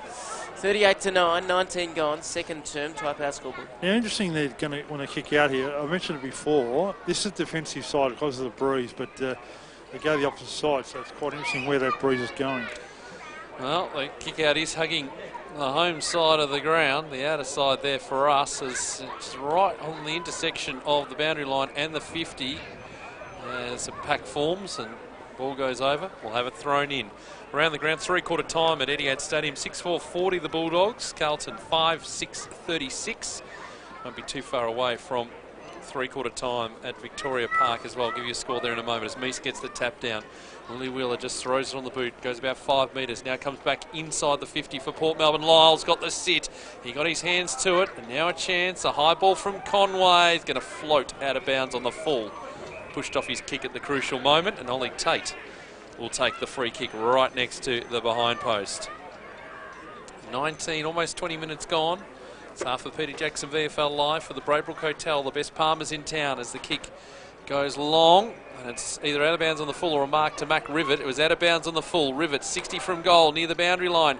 Just drops a ball in short, beats the initial pack. Dixon now Masiti has to lay the tackle. Bewley did really well over the back there to Willie Wheeler. His kick for Schultz. He was pushed off it, and he's going to get a free kick for his trouble too. So Schultz to take it at half back near the boundary line on the outer side. 38 plays 9. Williamstown leading Port Melbourne on the Tyre Power scoreboard. Get the power of expert advice at Tyre Power.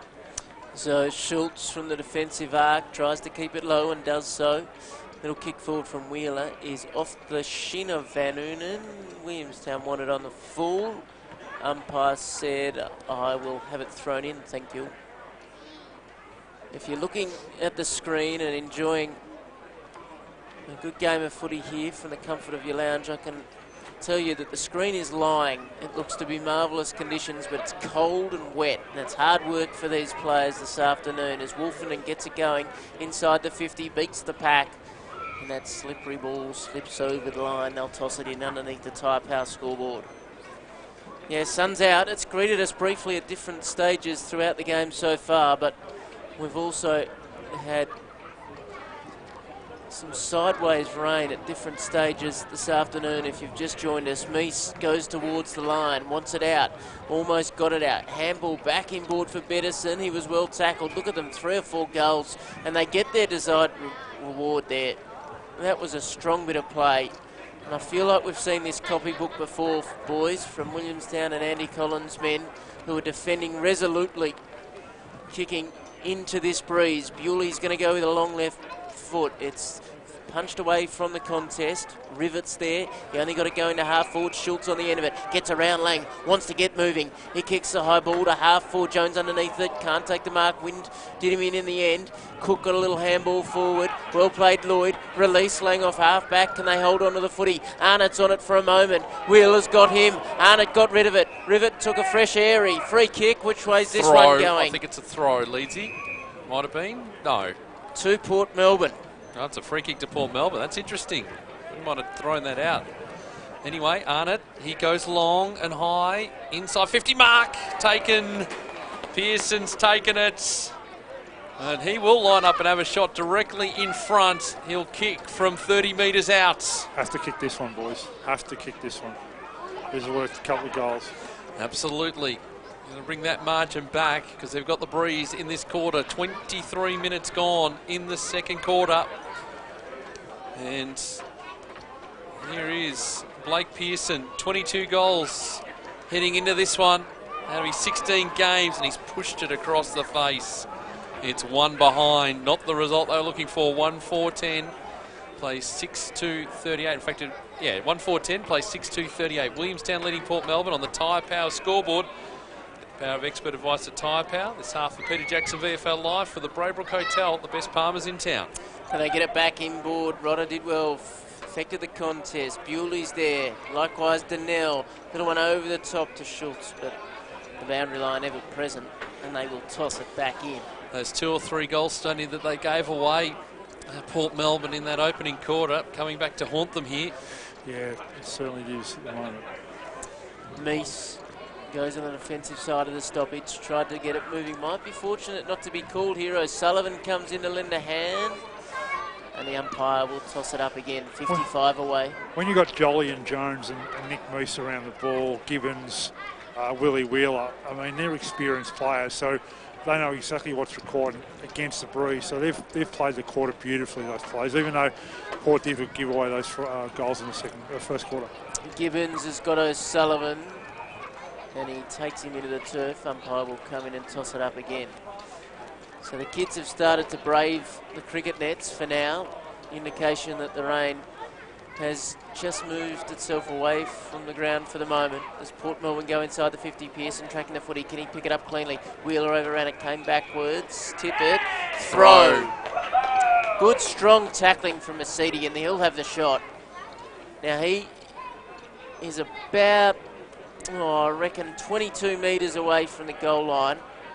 He's only 5 in from the boundary line underneath the Tyre Power scoreboard here. And he looks like he's going to swing this across the body. He gets onto it now. It's across the face. It's a behind. Opportunities. Yeah, 1-5-11 now, Stoney to 6-2-38, 25 gone, second term, Tyre Power scoreboard. Grice to bring the ball back in. Whistles going everywhere as this kick going outside the 50, and that's missed a lot. It's out of bounds on the full. And it's Ethan Phillips who looks like he's going to take the free kick. Now the man on the mark is 53 from goal, so gets on with it quickly. The kick going up towards the top of the goal square. Donnell trying to come through, lost a handle on Viocha. Rainbow has a shot at goal, but he misses as well. And 1-7-13, Port Melbourne, Williamstown 6-2-38, 26 minutes gone in this second quarter on the Tyre Power scoreboard. Three-quarter time at Victoria Park, 100 plays 2. Collingwood leading Frankston. They're in the 5th spot on the Peter Jackson VFL ladder. So ball to be won here at half-back. Willie Wheeler won it for Williamstown. Got it going forward, called for deliberate. It's going to be a Port Melbourne ball. Oh, no. It's going to be a Williamstown the ball. old arm going the other way trick.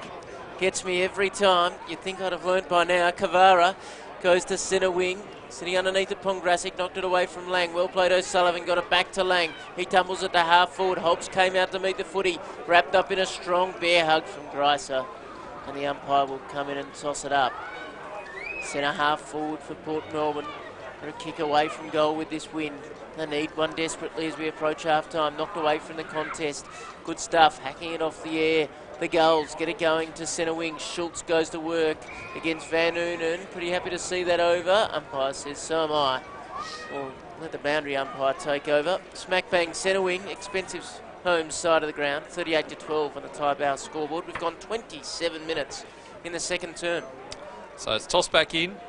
Meese going to work with Haratuku. Give that one to Meese. Hacking it forward again is Wheeler into the path of Rotto. Lost a handle on it. Went a little bit high on Phillips, who's now just getting the ball out any which way he can.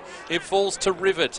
Just backward of centre. His kick up to centre half forward. Big pack of players going for it. Plenty of numbers here for the Seagulls, although Donnell dropped what he should have taken. Hobbs coming through.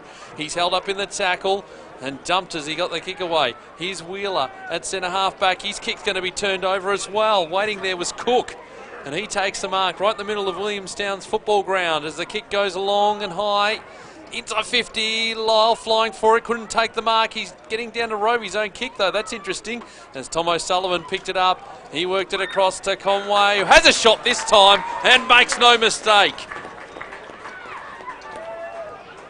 Had plenty of time to size up the situation and put it through from 25 out, and that is valuable goal for Port Melbourne. 6-2-38 Williamstown, 2-6-18 Port Melbourne. 28 minutes gone in this second quarter on the Tyre Power scoreboard. And this half for Peter Jackson VFL Live for the Braybrook Hotel. Big screens, live sport, but Stoney, they need more. They need another goal now. They've got to really try and get a goal before half time because 20 points down and Williamstown with a third quarter breeze, so need another goal to get them closer. Toss back up in the middle. Haratuku got it down. Can he find a teammate? Lang's on the end of it. Here come Port Melbourne a half forward. Bouncing ball. Made life difficult. Out the back. Conway a chance again. He snaps over the top. We can't beat Masters, who's on the goal line. And it's a rush behind. Takes them to 19. Trailing Williamstown 38-29 gone. Second term on the Tyre Power scoreboard. Williamstown to bring it back in. They head to the outer side of the ground. Familiar kick in, but this time Haratuku reads it nicely. He takes the mark. Can he bring it back in with some interest? Wants a clunk from Conway. 3 to beat. At ground level, Mercedes. Tackled to ground. Going nowhere. Umpire to toss it up. Snap out of the pack here, boys. Yeah, good spot for the Borough, isn't it, Stoney? 29 gone, second term. Can they make the most of it? They trail 19-38. Hacked forward by Lyle. Tynan. Bewley is... Oh, pulled it under. Bewley's in trouble, I reckon. Yes. Stoney was all over it. And O'Sullivan lets Bewley know. Now this has just got to be careful here. They gave away goals in the opening term, Port Melbourne. They want to be careful not to cost themselves one here. Hobbs dragged his man off the contest. There was no need for it. Tynan's got it. He's only 25 out directly in front. And discipline has won the day for the Borough for now. 19-38 before the kick. Tynan for just his 4th goal of the year. 50 metres. Doesn't matter, it's gone through. What's the umpire going to do? All clear. The umpire's... No, he's called the 50. Is that... Yeah, okay. I'll let that go. Yeah, for bigger minds than you and I fancy, Stoney. Regardless, here the umpire's now conversing. The umpire on the goal line was having none of this suggestion that it went through anyway, and we're going to get Luke back to the Tynan's middle. arguing the point, saying, well, hang on, give me the footy, I'll do it again then. He'd already gone to celebrate. They were setting up Port Melbourne back in the middle. And, yep, there it is, officially the third of the afternoon for Port Melbourne, 3-7-25. Williamstown 6-2-38. 31 minutes gone, second term on the Tyre Power scoreboard. Now, another one here right now. Yeah, probably a minute left, probably under a minute, but this centre bounce is very important. Just been doing some fact-finding as well. That other game at Victoria Park, Frankston could be on target for its lowest score ever in the competition. They don't get a goal on the board. We'll keep you updated on that. See, they're not after another goal, they're just after a goal. Like they're two behinds. That last score I saw. Into the final quarter there. Meanwhile, back here, Haratuku getting the ball down, trying to push it into space, but plenty of Williamstown numbers around it. Just tacked off the ground by Markon as they chase up towards far forward. Working here is Rodder. He got the handball out. Bewley, it slipped past him at the crucial moment, picked up by Wolfenden, who goes for a run as well. His kick from half back inside 50. It clean bowls the initial pack up towards the top of the goal square. Working hard. Masters trying to get the ball. He can't pick it up. He dropped it at the crucial moment. Coming through, Dixon had to ride some friendly fire. Then did well. Now he's held up and dragged into the turf. And the umpire will throw the ball up. That was their chance, I reckon. Well, let's see. Ball tossed back up. They've had plenty of stoppages in this quarter. Conway dragged into the turf. Now picked up by Wolford and he hurls it on the boot. It's a high ball right into the goal square. Pearson trying to come through. He's going to get it again. Tackled at the crucial moment. It's still around there. It's still a live contest. And the umpire should call a stop to it now because no one's going anywhere. And the umpire does. Thrown up in the Port Melbourne goal square. 32 and a half minutes gone. They want one more at least going into half time. Hacked out there by Lyle. It's on the goal line. Touch through. There's going to be a soccer Maradona there. Well, he's trying to. 6-2-38 plays 3-8-26. Williamstown leading Port Melbourne. 33 minutes gone. Tyre Power scoreboard. Get the power of expert advice at Tyre Power. So 11 scoring shots for Port Melbourne in this second term. Unable to make the most of it. Big clunk here from Haratuku. Yeah, he can get the journey from here. Yeah, I think you're right, Stoney. And given the time on the clock, he may be best advised to go back and have a shot. Where's he going to aim for, though, Stoney? What's he got to do here? Right hand goal post. So towards the bay side, just put it into the breeze. So Haratuku, they're trailing by 12 points before the kick as we approach half-time on the Tyre Power scoreboard. He's not going to take the shot. He just sets it up. It gets to the goal line. It was a half-half wedge. All he needed was an 8-iron, and it would have got the distance. I'm not sure what he was thinking there. One behind is the end result, 27-38, 34 minutes gone in the second term. Is Graham out still in there in the timekeeper's box there? Yeah, they're still here. Billy Myers to bring the ball back into play for Williamstown. Again, hugging the expensive home side of the ground. It's a long ball outside the 50. It falls to the back. Jones hurls it on the boot into empty space. Luke Tynan all to himself on centre wing. His kick up towards half forward. They come from 3 deep. No one can take it. Again, Jones. His kick was smothered. It works out to Bewley. Bewley's handball across looking for Gibbons. Oh, it's been hacked it out of there by Rivet. Gets around 1, around 2. Throws it on the boot for a goal! Rivet gets his first of the afternoon. And that's the one they were looking for. 6-2-38 Williamstown. Port Melbourne 4-9-33. Almost 35 minutes gone in this second quarter on the Tyre Power scoreboard. And this half of Peter Jackson VFL Live for the Braybrook Hotel, the best palmers in town. They're getting a lot more ball around the stoppage and where they're getting a lot more free. And they've picked up their work ethic around the ball, which has enabled them to get shots on goal like that. Yeah, 13 scoring shots to 8. Felt like they deserved one more before we got to half-time. Rivet's having none of it, though. He wants another. Well tackled in the middle, though. Good stuff from Wheeler, who holds up this momentum that the Borough had built just for a minute. Asks for his players to head to the outer side of the ground. He kicks a long ball, hoping to get it near the can bar. Jolly goes back at the flight, couldn't take the mark. At ground level, ball still to be won. Little tap out the back. Chance for players to go to work at ground level. Pongrassic and Arnott, a couple of hard heads in all of that. And the umpire will come in and toss it up. 107 playing 3, Collingwood over Frankston. They've jumped over Williamstown's percentage now. But of course, if Williamstown win, they'll have the game in hand. Big day for the Pies. Umpire's going to come in and toss this one up. 36 minutes we're going to have travelled in 10 seconds time. Meese taps it down. Mark on, might have got his man a little high there. Umpire said that's okay. We'll do it all again. Remarkable. Yeah, we're going to be mighty tired as we approach half-time. Haratuku round the corner, couldn't find a man. Lockie George is there for Williamstown. Can they get one late? This would sting Port Melbourne, that won't. The siren goes. Entertaining opening half here at Williamstown between these two old rivals. There's a free kick on the contest. Gee, Rodder's going to come up with it for a hold against Phillips. It must have been close to have been after the siren. Oh, that would have been a photo finish, though. This to really sting.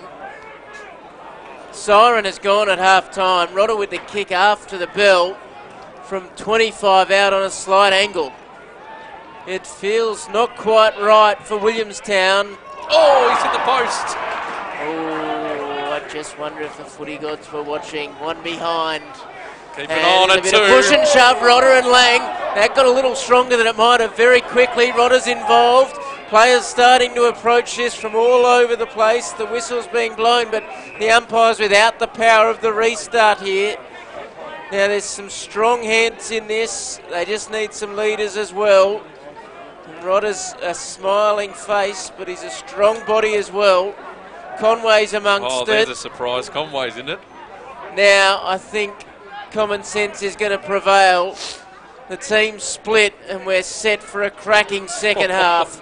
5 points the margin at half-time between these two old foes, Williamstown and Port Melbourne. It's the Gulls in front on the Tyre Power scoreboard, 6-2-38 to Port Melbourne, 4-9-33. Oh, there is some spice in this one, as you would expect, between the old rivals. Let's go through the goal kickers to half-time. And for Williamstown, we've got a couple of multiples. Adam Marcon and Lockie George have 2 apiece, and singles to Donnell and Gibbons. And for Port Melbourne, their goal kickers, Rivet, Tynan, Conway and Viosho Rainbow. 6-2-38 Williamstown, Port Melbourne 4-9-33 here on Peter Jackson VFL Live. Sorry, the scoreboard was just a little late getting to that behind, Peter. 6-3-39 to 4-9-33. Right, so 6-3. So I'll make the change here on my score sheet. That was on the Tyre Power scoreboard, and of course the half of Peter Jackson VFL Live. What a half it was.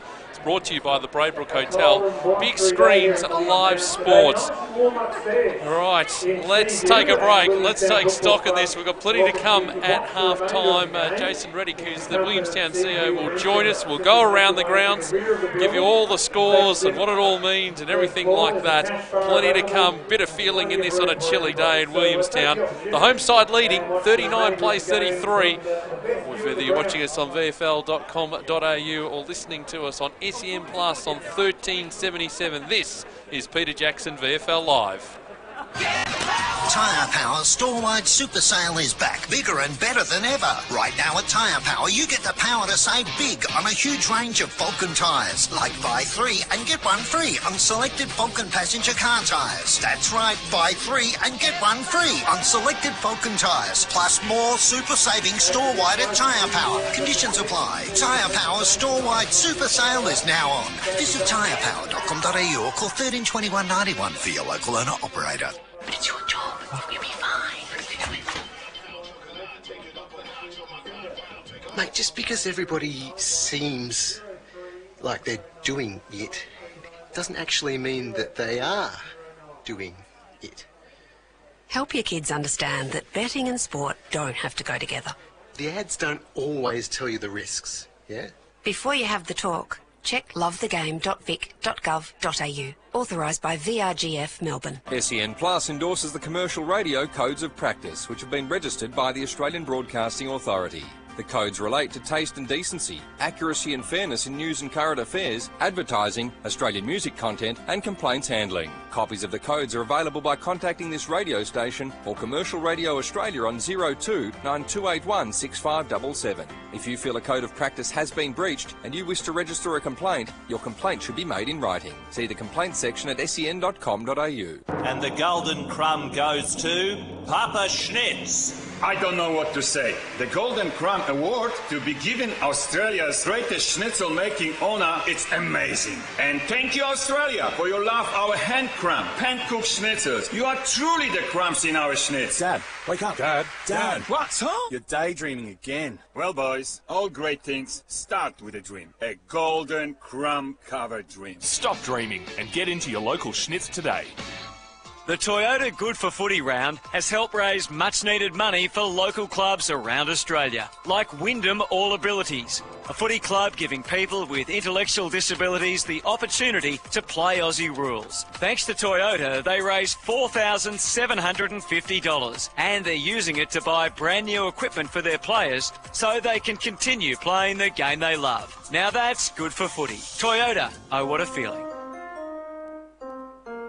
If you're looking for a rewarding career working on cars, trucks, boats and bikes, Kangan Institute is bound to get you there with relevant on-the-job training from expert teachers, not just theory. Start your journey at Kangan Institute's Automotive Centre of Excellence with a pre-apprenticeship from one of Australia's premier automotive training providers. Kangan Institute, bound to industry, bound to succeed. Apply at kangan.edu.au or call 13Kangan. Some or all of this training is delivered with Victorian and Commonwealth Government funding. RTO number 307.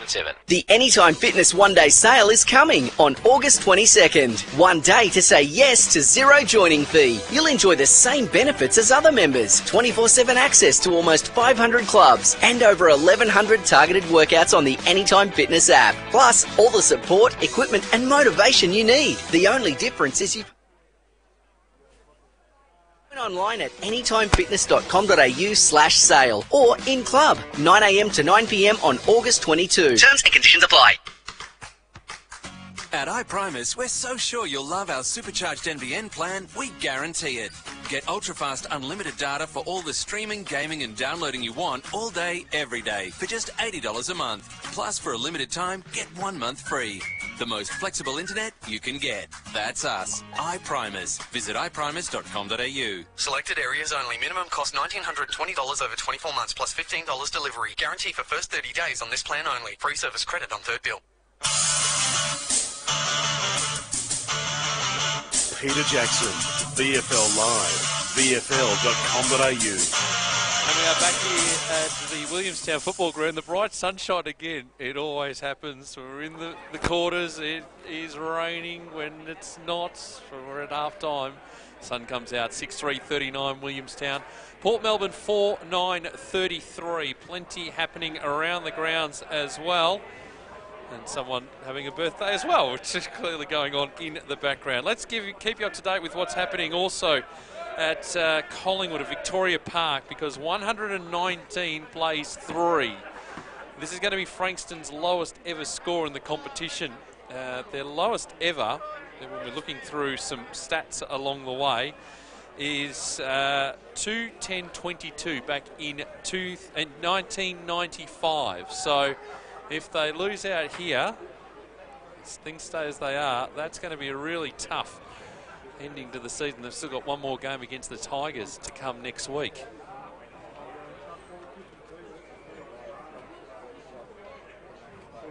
I think the difficult part is going to be picking themselves up. Yeah. You know, for that last game, there's not much to play for. I suppose the only thing you might say is that it's better to have one more crack at redeeming that performance rather than having to sit on it over the whole summer. Just a tough competition, boys. Just really ruthless. It gets harder and harder every year, we see, and it's pretty competitive. So it's a tough whole initiation back in the comp. In the other game at Etihad Stadium, the AFL game, 10-4-64 now the Bulldogs. Carlton 6-7-43. They're into time on in the final quarter. And over in the West, one straight 6 Melbourne West Coast are yet to score 4 minutes into the opening quarter there. And the late game, Adelaide taking on North Melbourne. We'll have some early scores of that one for you in just a moment. And mentioning too, also the issue, of course, of the ladder and the way that it sits at the moment. So with Collingwood's massive win, it means that they jump over Box Hill, so they go into 5th spot on the VFL table. They won't necessarily jump over the top of Williamstown if Williamstown win here today, but they've beaten both of those teams. They're now in front of Williamstown and Box Hill in terms of the percentage, which could be crucial next week because Collingwood have Sandringham. That's our match for broadcast. As I've said, like I've said for the last all season, sides outside the top 4 can win the flag, and Collingwood one of those sides. Essendon with their win yesterday against Footscray, they're two very dangerous sides and have got the capabilities on any given day, Michael, of winning the flag.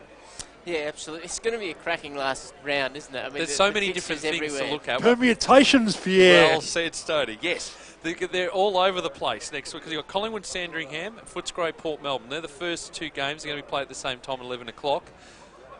Footscray need to win. Port Melbourne, if they lose today, they need to win as well to still hang in the top 8, depending on what happens with Essendon, who then play at 12 o'clock at Windy Hill against the Northern Blues. And then you've got, at Avalon Airport Oval, we've got Werribee taking on North Melbourne, so that's a battle for the, I guess, the Frosty Miller medal, and potentially for North Melbourne to come in and actually steal a final spot, which they could as well. Box Hill taking on Geelong. There's implications there when we talk about the way the top 4's structured. You've got Frankston and Richmond. So Richmond want to keep their hopes alive of taking top spot. But Frankston, well, let's see how they recover from this. And then, of course, Casey play, where the team we're here now for, Williamstown. It's great for the competition, and you couldn't have predicted any better. And Coburg have the bye, so their season's finished and they're on the bottom of the ladder anyway. So it's going to come down to, I suspect, that TV game, Casey Fields, Casey and Williamstown. Someone who might be able to shed a bit more light on it is Jason Reddick, who's jumped in, the CEO here at Williamstown. Nice to see you. Thank you for having us, and thanks for turning the weather on. Yeah, unfortunately, it's the one thing I can't control is the weather. We've had some fantastic days down here when we played Richmond at home and blue skies and no wind and picturesque. And then we've had probably the worst game of footy weather-wise was a game against Sandringham. Yes. So, yeah, it's unpredictable. Well, give us your rundown the first half. Really competitive first half. You'd expect nothing less when these two teams play. Oh, 100%. We know what Port Melbourne bring. Contested footy. That's what they're about. These conditions, ironically, probably don't suit our game as much as being able to get the ball out open and move the ball. But I thought our first quarter was good. 5-2 to no score. So we got the job done the first quarter. Thought we had the job going well in the second quarter, but probably the last 5 minutes we let him in, and now they've pretty much evened it up, just a goal behind. The thing I love always coming to Williamstown, we're here on the balcony, this magnificent function room. Every time we come in, obviously there's the President's lunch, which is on. Always full, always great guest speakers. There's a wonderful sense of community about this Williamstown club. Oh, indeed, and we work hard at it. This community's, it's the reason the club's still around. In '95 when it was on its knees and going to be kicked out of the competition, it was the community that rose and kept the club, back in operation. So as a standalone club, you need to invest in your community, and they're our solid, supporter base. So we want to connect in with them as much as we can, and they support our functions every match day. Jason, I've been coming here a long time, and one of the new additions I love is the scoreboard at the southern end of the ground here. It's just a great addition for supporters right around the ground who can see not only your main scoreboard, but a new scoreboard behind the goals here. Great addition. Yeah, very fortunate to have an LED replay scoreboard. It ultimately will go at the city end. The council have asked us just to operate it down here on a temporary basis to make sure that everything's in working order and so forth. So next year we'll have that up at the northern end, and to have a replay scoreboard is a great addition to our club. This season has been the first where we haven't had a development league in operation. We've now got a good body of work having come through this season. What's the impact been for you here at Williamstown? Yeah, it's been hard work, to be honest. I mean, trying to keep a club mentality with players that are going to 20 various community clubs every second weekend, monitoring their performance, liaising with those clubs of how the players went, where they played, some vision of their games, feedback back and forth, where they train with those clubs, later in the week. So, it's been a challenge, but, other clubs are in the same boat. So we just try and invest a lot more time and resource into that space. But yeah, it's a work in progress. It's one of the interesting things, because we talk about that, there's been talk about a disparity. You look at the Richmonds and the Collingwoods and the Geelongs of the world, but the work that your club has been able to do, Port Melbourne as well, with all these things that are thrown at you to go, okay, well, we have to throw extra resources in but can still be competitive. You're really flying the flag for these standalone VFL sides. Yeah, standalone clubs are really proud about the role they play in the state league competition. We had the function here today. We were talking about Port Melbourne and Williamstown and the history that we've got. Both clubs, been around Port for 145 years, us 155. Our focus is about building facilities and a club that's, going to stand, the test of time for the next 150 years. A lot of pride in what we do both on and off the field, and keen to retain our spot as our strategic plan says in the state league competition. Well, one of the things has been, it's been reported, and there's a note from you and the club on your website about the discussions going on with the cricket club and sort of the delineation between cricket and football. It's nothing new to having football and cricket using the same space. Where are you up to with those negotiations? Yeah, it's interesting. It was an issue that was live back in 2016, 2017, not so much recently. But when I came to the fold in 2015, my first year at the club, we were unable to train on our ground in the lead up to the grand final because they were preparing turf wickets for the sub-district cricket season starting in 3 weeks' time. So that was an issue. We're a 12-month of the year operation, so we didn't have a pre-season ground to train at the time. We were borrowing some time at Essendon's Community Centre up at Tullamarine. So that was an issue. And then the actual surface of the ground, it needs drainage, it needs an upgrade. But with a 7-wicket table in the middle, that becomes an issue. So we identified those three things. We spoke to the cricket club about coming on board as a joint venture to explore other opportunities. We did so. We found a location where they could have 2 ovals side by side. Ultimately, they came back and said, "No, listen, we don't want to move." So we've moved on to address those issues that we've got. So we've found ourselves now a pre-season training venue with Bayside College. We've got an arrangement with council that we won't be kicked off our ground during finals time while we're still in operation. And we're working with council now to talk about an upgrade of this ground to put the drainage in that's required, and we'll work with them and the cricket club about the centre wicket area in that regard. So there's workarounds. So yeah, it's not us versus them. We understand it's been a long connection, but we also needed to address our issues being in the state league competition. Well, the umpires are back out on the ground, but just before we let you go, Jason, any events coming up that you want to tell everyone about? No, well, today's our last home and away game at home, obviously. We play Casey away next week. We've got President's Lunch, we've got our presentation night, I should say, which is the Thursday before the AFL Grand Final. That's the final event that our club will run. So any supporters or members are listening in, book your tickets in for that, which is the Thursday. I think it's the 27th. Can they do that through the website? On the website, indeed. Yep, williamstownfc.com.au is where you can find that, and all the news about things happening at Williamstown. Indeed. Great to see you. Thank you so much for having us. As per always, it's always great coming to Williamstown. You're doing a magnificent job. I appreciate the work that you do with the promotion of the competition in our club, so keep up the good work. No problems at all. Jason Reddick joining us here, the CEO of Williamstown. It is half time, and it is 39 playing 33. Both sides out on the ground. A big second half to come. Stay with us. We'll go around the grounds on the other side of the break as well. This is Peter Jackson, VFL Live. Well, Pickers, who's your tip for the premiership this season? Well, it's a bit dangerous to start tipping the Premier this early. Fair call, but if you follow Tyre Power's tyre safety tips, you'll have a very safe season. Example, please? Well, I'm tipping all forwards will want a Tyre Power alignment to make sure they steer straight and true. A Tyre Power wheel alignment? That is a safe tip. Thanks, Woolsey. Don't thank me. Tyre Power has all the safe tips on the road to this year's finals. Visit tyrepower.com.au to find out more. Hooray for Hollywood! Australia's finest red gum firewood. Olywood, 100% Murrumbidgee River red gum, direct from our farm to your fireplace. Look at olywood.com.au. Hooray for Olywood! Australia's finest red gum firewood. If you're looking for a rewarding career in the plumbing, electrical, carpentry or engineering and fabrication industry, Kangan Institute is bound to get you there.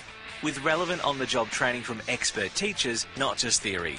Commence your trade pre-apprenticeship with Kangan Institute. Kangan Institute, bound to industry, bound to succeed. Apply at kangan.edu.au or call 13-KANGAN. Some or all of this training is delivered with Victorian and Commonwealth Government funding. RTO number 3077. We can move the world for you. Cameron's Can Do.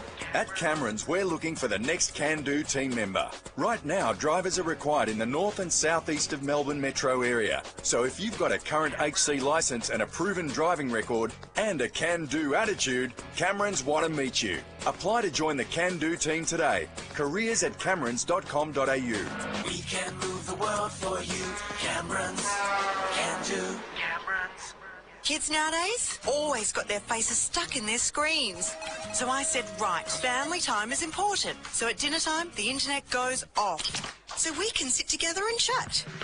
Introducing iPrimer's Us Time. It lets you pause your internet anytime, like family time. Turn the internet back on, please, Mum. The most flexible internet you can get. That's us. iPrimer's. Internet services only. No pro-rata credit applies. On behalf of all lovers of schnitz, we humbly thank the parents of Roman Papa Schnitz Dyduk. Because long ago on a typical cold Polish morning, if not for their chance meeting on the 7:04 a.m. bus, their shared love of crumbs would never have been explored. And Roman, a future schnitzel expert, never born. Today, Papa Schnitz, together with his sons Tom and Andrew, continue to share their family obsession of crumbs at Schnitz Family Restaurants. Please, be our guest. Schnitz, handmade, hand-cooked. It's important to tell our loved ones how much they mean to us. So don't wait till tomorrow, say it now. During Say It Now week, Tobin Brothers Funerals is encouraging you to tell loved ones what an inspiration they are and how much they mean to you. Say it now. Say how you really feeling. Hashtag Say It Now week this Monday till August 26. Visit tobinbrothers.com.au. Tobin Brothers Funerals, celebrating lives. The Toyota Good for Footy round has helped raise much needed money for local clubs around Australia, like Waratah, one of the Northern Territory's founding footy clubs. Thanks to Toyota, they raised $4,500 and are using it to give young Indigenous players more opportunities to play the game they love. That includes paying for travel to and from Echo Island and Tiwi Islands. Now that's good for footy. Toyota, oh what a feeling. The new VFL app is the best way to keep up to date with all the action in the Peter Jackson VFL and Swiss Wellness VFL Women's. Follow live scores, get the latest news and see all the game stats at the end of each weekend's round of matches. Search VFL and download it from the App Store. The VFL app. Get involved. Peter Jackson, VFL Live, VFL.com.au. You can hear in the background, we are away in the second half. Almost 2 minutes gone. There's been no addition to the score, Michael Leeds. And we're deep in the forward pocket for Williamstown. Rivets defending, got a little toe poke. Wolfenden had the ball escape him. Wheeler comes in to pick it up. Wolfenden got it away to O'Sullivan. He goes towards the boundary line. Gibbons is there. And he's going to go on his right boot to the top of the square. Cook, good strong mark. And he takes it defensively for Port Melbourne. Been good. Yeah, he has been, Stoney, as he heads to the outer side. Asking for a mark here, almost going to get one at ground level. Tynan comes in to pick up the loose ball. His kick was smothered off the boot. Came back to Templeton. He couldn't get it past Bewley. Gets it inside the 50. Knocked away from Pongrassic. Schultz is there. Conway's got him. And if you've just joined us, it was a pretty fiery finish to the first half. Rodham missed after the siren.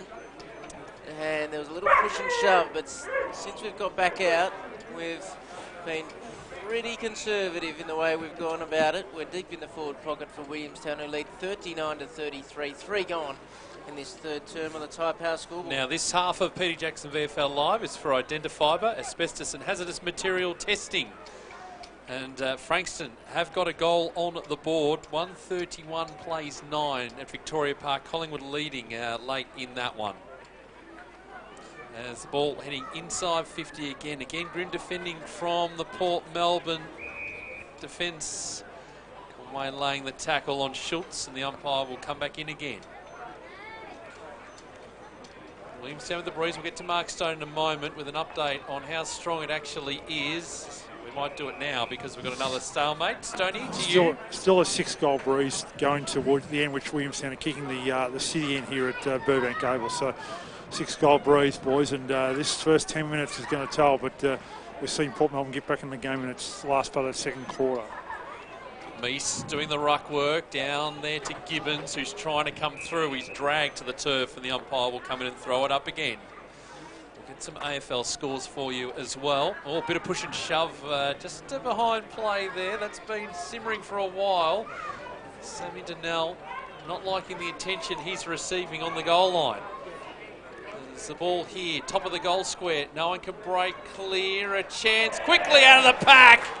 Now they've got one going. It's Marcon who does it and gets the job done. That is Marcon's third goal, one in each of the quarters. And that is beneficial for Williamstown. They need to pile on the goals with the breeze. 7-3-45 plays 4-9-33. 5 minutes gone in the third term on the Tyre Power scoreboard. Get the power of expert advice at Tyre Power. And this half of Peter Jackson VFL Live for identifiable asbestos and hazardous material testing. One of those stoppage players, young Marcon, and been around the scene a long time in the VFL, and just a really experienced player, and you can't leave him near the footy. A really good guy out of the pack. Speaking of which, Stoney Lyle back onto the ground. I'll ask your thoughts on him in just a moment as the ball to be won in the centre circles. It's flicked out the back. Wheeler allows Norton to come in. Got it across the jolly big fly from Schultz. Was that in his back? Port Melbourne fans want it in the back. It's going forward still. Schultz gets away from one tackle, not the second though. Handball okay. Still alive for Wheeler. Around the body is floating it deep into the pockets, and it's missed. Gee, he didn't get any of that, and it just sailed over the top of the goalposts. It's one behind for Mercedes to bring back in. 46-33. And he goes the ball outside the 50 through the hands there of Arnott. They've still got the numbers here though. Just throwing it on the boot again is Dixon. Gained about 15 metres. And now hacked again. Trying to find some space. His Masters here. Runs onto the footy on centre wing for Williamstown. He's kicked deep inside the 50. It travels with the breeze. Donnell dumped in the tackle. And again, good tackling pressure. Cook this time laying it for Port Melbourne. And the umpire says, give it to me. Final score at Victoria Park. Collingwood 20-11, 137. Frankston 1-4-10. Big win for Collingwood. And make it very interesting at the moment. Again, Donnell just tied up in the tail. Oh, pushed in the back, said the umpire. Experience. He put his body where the ball was going to go. He knew that there was contact going to be made. And just really experienced free kick. And you've got to play in front. That's what happens. Yep, he did. He just pushed himself forward. But now he'll have a shot. 20 metres out. Plenty of goal face to look at. Sammy Donnell kicked one goal in the opening term. This just to add to the degree of difficulty for Port Melbourne to try and come back. With the breeze, Donnell steps in, kicks a goal. He now has two. And Williamstown, again, getting the job done with the breeze. 8-4-52 plays 4-9-33. 7 gone in this third quarter on the Tyre Power scoreboard. This half of Peter Jackson VFL Live for identifiable asbestos and hazardous material testing around the grounds. Full-time score, the Bulldogs won by 17 at Etihad Stadium. 10-6-66 to the Blues, 7-7-49. 23 minutes into the opening quarter over in the West. 4-3-27 Melbourne. Eagles 1 straight 6. Feel for those Demon fans on a roller coaster ride this afternoon as Lang gets it going to half forward. That's disingenuous from you, Hawthorn supporter. No, I do. I know a lot of Melbourne people and they're good people. They don't deserve what's going on. This is still going right to the top of the square. Cook's got to defend. He got it away to Mercedes around the corner. Viojo Rainbow towards the line. Can they keep it in momentarily over the head of Templeton? Rodder takes it over for one behind, and that's the end result. What's the margin here for Port Melbourne before this gets out of reach, Stoney, do you reckon? I reckon they've got to be 5 goals or more, they're gone. But it's just got to be, they've just got to try and defend a lot better when Williamstown got control of the game at the moment. So a long ball in from Conway. That's been the popular kick-in destination. And again, the boundary umpire, who's done a mountain of work in that flank in front of the cricket nets, will be able to toss it back in again. No need for the gym this week for him. He's done his work. Meese out the back. O'Sullivan, strong stuff. Norton, ditto. He got it going. Templeton worked off the footy. Going to ground there. Good stuff. That was Thomas O'Sullivan. Did he leg his man? Umpire said too high, yes. It'll be a free kick to Bramble, who has it. Just attacking side of centre wing, but he can get a long boot into this and it'll carry a long way. Top of the square, Rodder's got 3 to beat, brings it to ground to Nell. Half a chance in the pocket, little handball looking for finding Gibbons, but it's over the line, they'll toss it in. Underneath the Tyre Power scoreboard, which reads a 20-point advantage to the Gulls at the 9-minute mark of the third term. Get the power of expert advice at Tyre Power.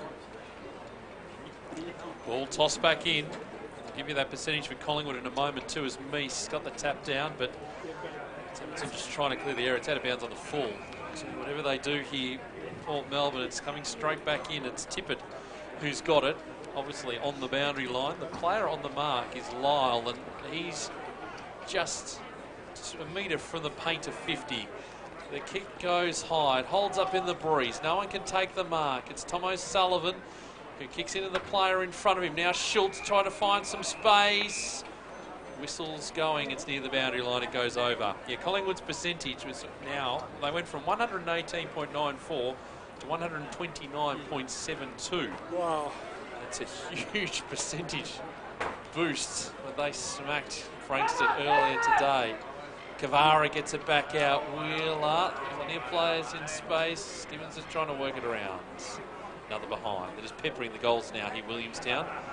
8-6-54, playing 4-9-33. Williamstown leading. Port Melbourne, 10.5 gone in the third quarter on the Tyre Power scoreboard. Get the power of expert advice at Tyre Power. Mercedes kicks to himself and then he kicks to Pongracic, who takes the mark. 52 out now.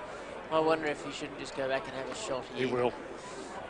He's going to kick from the edge of the centre square. It gets close, but the last man up was Cook, who takes another important mark. Oh, he's called a play on, needs to get rid of it quickly and does. They're under the pump now though. Smothers on. Here come the Williamstown forwards. Chance at ground level. Lloyd over the top. Strong stuff at ground level. This is really good from Donnell. He's wrapped up in a tackle. Umpire will come in. Oh, and he's pinged him for holding the footy. Umpires have been good today. Really, Roland, it's hard umpiring these conditions, playing in conditions, but umpires have been pretty good. This is Tom O'Sullivan, senior, kicking to the flank and towards the line. Kept in momentarily, no. Near Stoney, who would have seen that was definitely over the line, despite young Campbell Walker trying to get it back in, and they'll toss it back in. Now Stoney, if you're going to be a boundary umpire, this is the side of the ground you want. He'll barely need to touch this. Just got to centre circles. Just got to throw the ball towards the centre square. He's coming about 10 metres. His back is into the middle of the ground, so he's got the right idea here. So he should be able to get a good angle on this one. So the ruckman to go to work on each other at ground level. Walker working hard. He goes again. Jolly's over the top of him. And we'll do it all again. Interesting Florida too. Williamstown's used Nick Meese and Jordan Jones as the secondary ruckman. So Jordan's about 6'2", and so he's been the designated ruckman. Ball thrown up. Again, another pack looking to form again. It's tough going. The umpire will come in and intervene. Bit of push and shove too. Arnott not liking the attention he's receiving. Maybe he's the one providing the attention. Jolly there as we've got a free kick. There's a push. It's going Williamstown's way. And who's going to take it? It'll come all the way back to Gibbons on centre wing. Interchange benches on the bay side. And Gibbons, big kick, deep kick inside the 50. They fly from position. And they come from all directions, but in the end, front position wins out, and Sammy Donnell will have a shot at goal, and he will line up from 35 metres out. Great addition to the Williamstown side. This bloke has been over a number of years now, and possibly, I think, for mine, in the top 10 players in the competition. Class player. And here for kick goals, just like a shot on goal now. Yep, 35 outs. A bit better than the 45. He comes in, his kick. I want to try and drift it from right to left. It stayed out to the right though. And another behind into the total. 8-7-55, playing 4-9-33. 13.5 gone in the third quarter on the Tyre Power scoreboard. And this half of Peter Jackson VFL Live for Identifiber, asbestos and hazardous material testing. Cook brings it back in. There's plenty of players around the footy, but no one can come up with it cleanly. A little toe poke. Got Port Melbourne going to the wing. 2-on-1 suits the goals. Masters received the handball, played it well. Away he goes on his left boot, trying to get towards the line. He was just a little tight there, and it's out of bounds on the full. George wonders why. He was heading so close to the line. Just looking at the cameraman in the background, really the unheralded heroes on a day like today. A little protection out there from everything that Burbank Ovals had to throw at it. Viojo Rainbow, kicks no good. Turnaby turned over, Pongrassic, little one around the corner, front position, Donnell couldn't take it, Gibbons comes through, picks up the loose footy, swarms away on his left and can't bring it back far enough, out of bounds on the full. That was tough to contend with the wind across the body. It's remaining 55-33 on the Tyre Power scoreboard, 15 gone, third term. So we'll wait for the ball to come in right next to the behind post for Williamstown. And the kick again, hugging the expensive home side of it. Putting hands up, Ethan Phillips for Port Melbourne. It went through his hands and we'll have it thrown in. I wonder what those homes start at. $1 million? Well, yes, not to think about it, Stody. 7 figures is where your starting point lies there, Stody. So away we go again. Dixon trying to get the tap down. No one's going to get clear again from the contest. And that's why I've had long quarters. There's only been the 12 goals kicked in the match. But plenty of stoppages, a lot of stoppages, understandably, on a day like today. Jones doing the ruck work for Williamstown. Quick kick out of the pack, going towards the top of the goal square.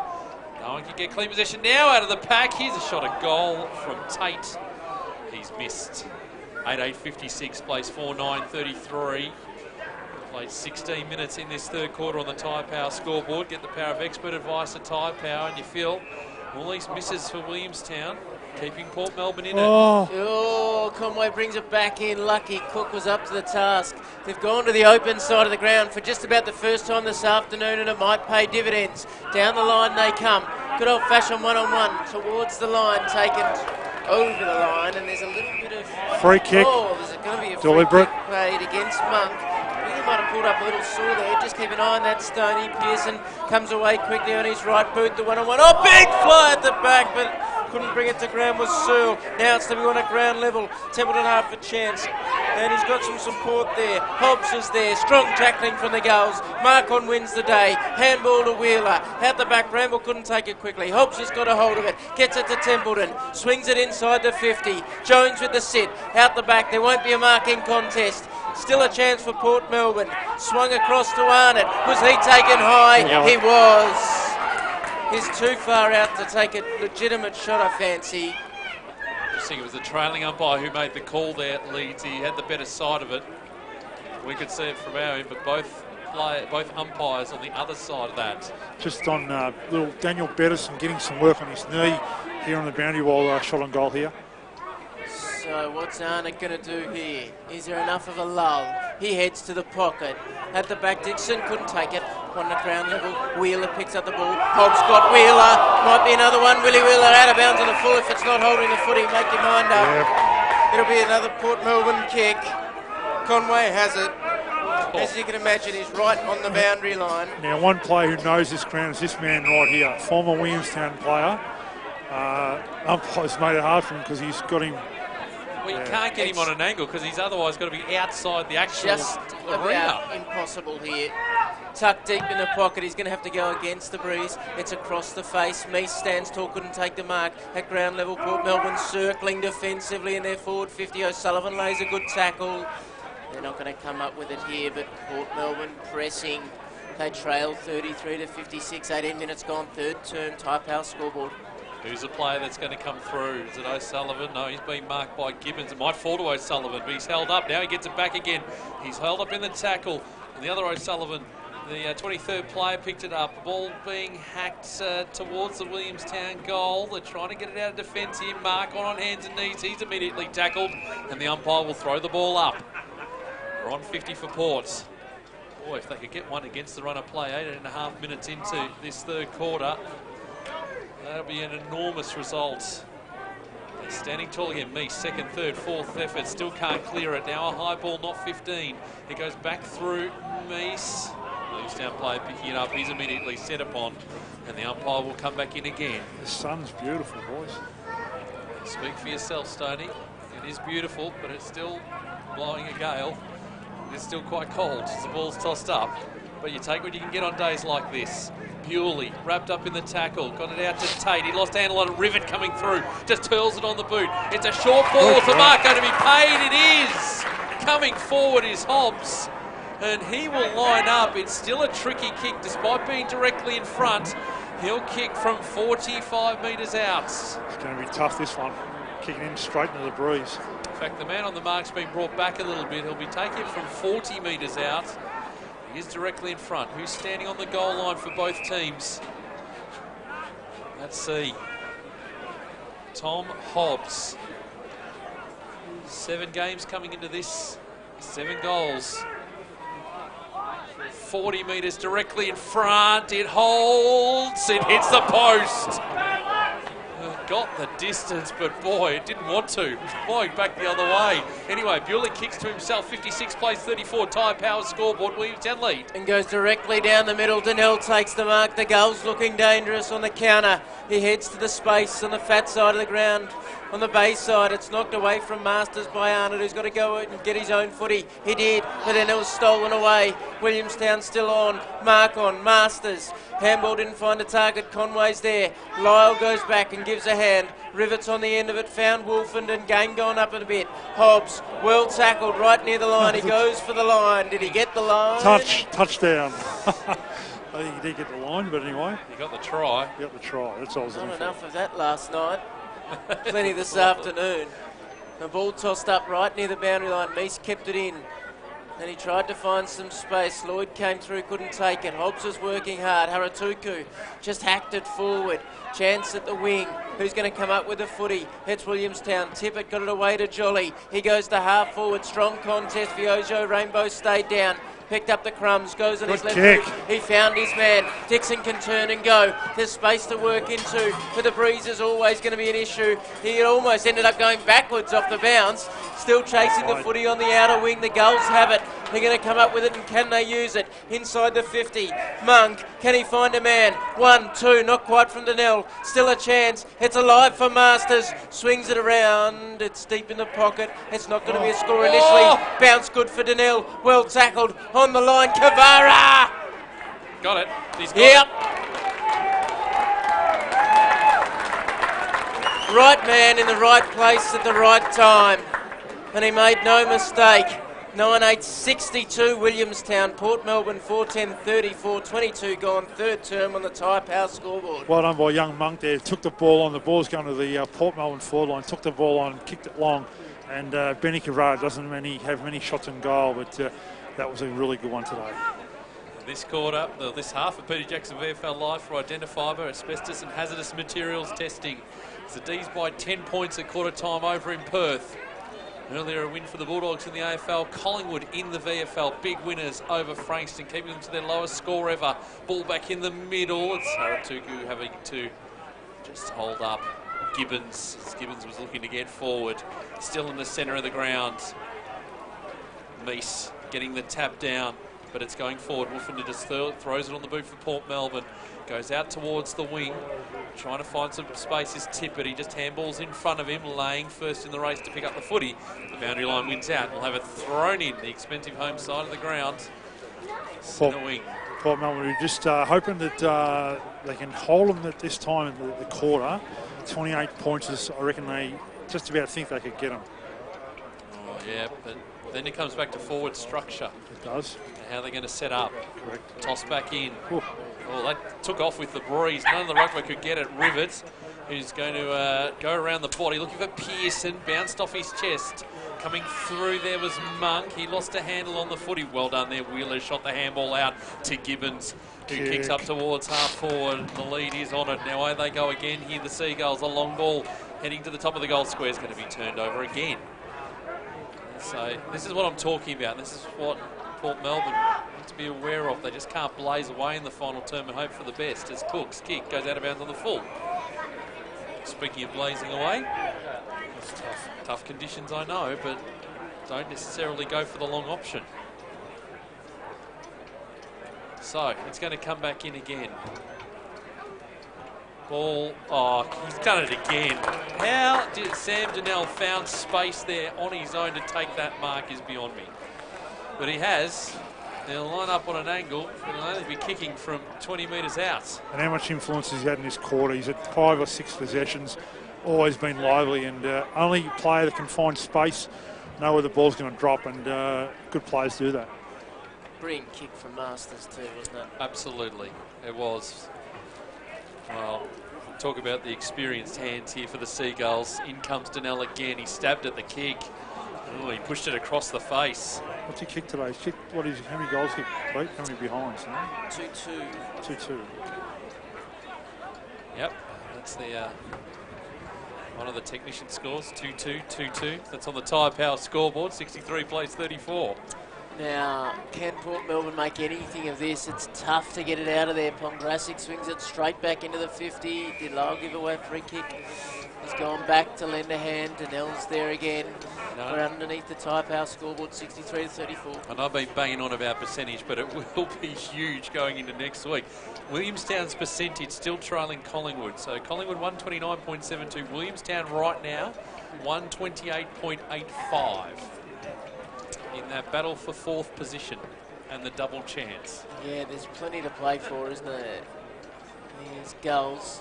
We won't know until 5 o'clock on next Saturday. All the games being played on Saturday, we won't know until the end how this is going to shake out. Yeah, it's a great season to follow in the Peter Jackson VFL as Meese goes to work in the ruck. Umpires appealing.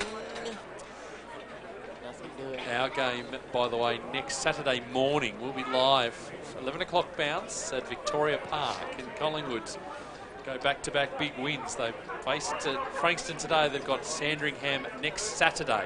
Make note of that on 1377 at vfl.com.au. Here's Kavara, little one towards the line, stolen away by Rivet. He was getting it away to Wolf, and then Gibbons got a hold of him.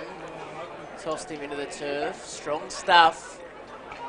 No tempers strained in this third term after it looked like things might get a little busy as both teams went into the huddles at half-time. Meese knocks it back in from the ruck contest. Wolfenden taken. Strong tackle. Had the footy. Umpire said keep going. There's a lot of appealing for holding the footy here. Umpire stays strong. Not going to fall for the old Warney trick. Plenty of appealing. Just setting him up they are. This experienced goals outfit. Meese goes to work against Haratuku towards the line. Tossed off the footy again, Wolfenden. Spilt to Schultz. Does he get the handball away? He does. He goes back to Gibbons. Left foot kick from deep in the pocket. Away to the left-hand side again. 64 to 34, 27 gone. On the Tyre Power scoreboard, get the power of expert advice at Tyre Power.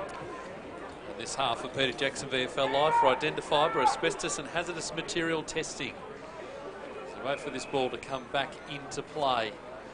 Important moments here for Port Melbourne, and there's your turnover. Well, I tell you what, that is almost unforgivable, and handed to the former skipper. Jolly's come in and taken the mark, and he will line up and have a shot. And it's not an easy one, but one of the easier ones we've seen. Handball. Oh, he's given the handball off. So here's a shot coming up. It's going to miss again. Goodness me. Snuck in for a behind. So the margin's now 31 points. 65 plays 34. in this third quarter. Williamstown leading Port Melbourne. Almost 28 minutes gone on the Tyre Power scoreboard. As we see, again, Masiti. He kicks to himself and now kicks outside the 50. Oh, good hands. That was Dixon taking the mark for Port Melbourne, a defensive 50. Still hugging the outer side or expensive home side of the grounds. Not sure who to kick to, so he just gives the handball off. And Masiti again will just go with another long ball up to centre wing. It holds up in the breeze and goes out of bounds on the full again. And Jolly will take the free kick, or will it be Gibbons? Gibbons is going to take it. So, just into attack here for Williamstown. We've got time for one more. The kick goes inside 50, off the pack. Dangerous moments here. Oh, another turnover. Donnell's going to get hands to it. He puts it out. Here's a chance. Pongracic goes with a high ball. Top of the goal square. They're going to ship it through, but it is off hands. It is a touch ball. 67 plays 34. 66, 9-12, 66 plays 4, 10, 34. I'll get the score right. 29 gone, third term. Right here on the Tyre Power scoreboard. Get the power of expert advice at Tyre Power. We'll go around the ground shortly. Masiti takes over the kicking duties. Rodders on the end of this though. Phillips did well. Forced it over the line. I thought it was going to be a Williamstown mark. They'll toss it in where the arc meets the boundary line. Demons by 7. They are 4-4-28. The Eagles 3-3-21. 8 for the second there. In Perth, and earlier the Bulldogs winners over the Blues by 17. So umpire to toss it back in. Haratuku up against Jones. Didn't quite make it to the contest. Little kick forward from Marco. Wolfenden's in the way. His kick doesn't travel far. Jolly's there to clean it up. Go to wait upon Garasic. Inside the 50, bouncing ball for Rodder. He can give it across. Now the shot on goal from George. Away to the right-hand side. He's becoming costly, Stoney. Yeah, I mean, you could have put the game in out of reach from the Williamstown perspective. But no, Port Melbourne, I mean, how long is the quarter going to go? We've got a lot of stoppages in this quarter, so it's going to go longer than we think. Masiti goes along looking for Phillips. It holds up in the breeze, but he managed to get there. I'm keeping on going, Leedsy, as the kick goes up the line. I don't know what you're signalling. It went through Rivet's hands, picked up by Bewley. Got it across to Jolly for Williamstown. They go back inside 50 again. Free kick oh, that's a free kick for a push in the back. Donnell went a little bit early. I was saying to use the space, Pete. They had space when they were going, but Williamstown just so good at closing it down. It's so hard, though, Leezy, when you get the ball to try and skill errors because of the breeze are just so difficult. Well, they are using the base side, so the kick getting towards the interchange benches. The mark for Phillips? No, not paid to the umpire. It falls to the back. Here's Gibbons again. Good kick. Little chipper ball working okay. Bewley gets hands to it. He takes the mark, wheels around. He kicks inside the 50, looking for Donnell again. He's taken the mark again.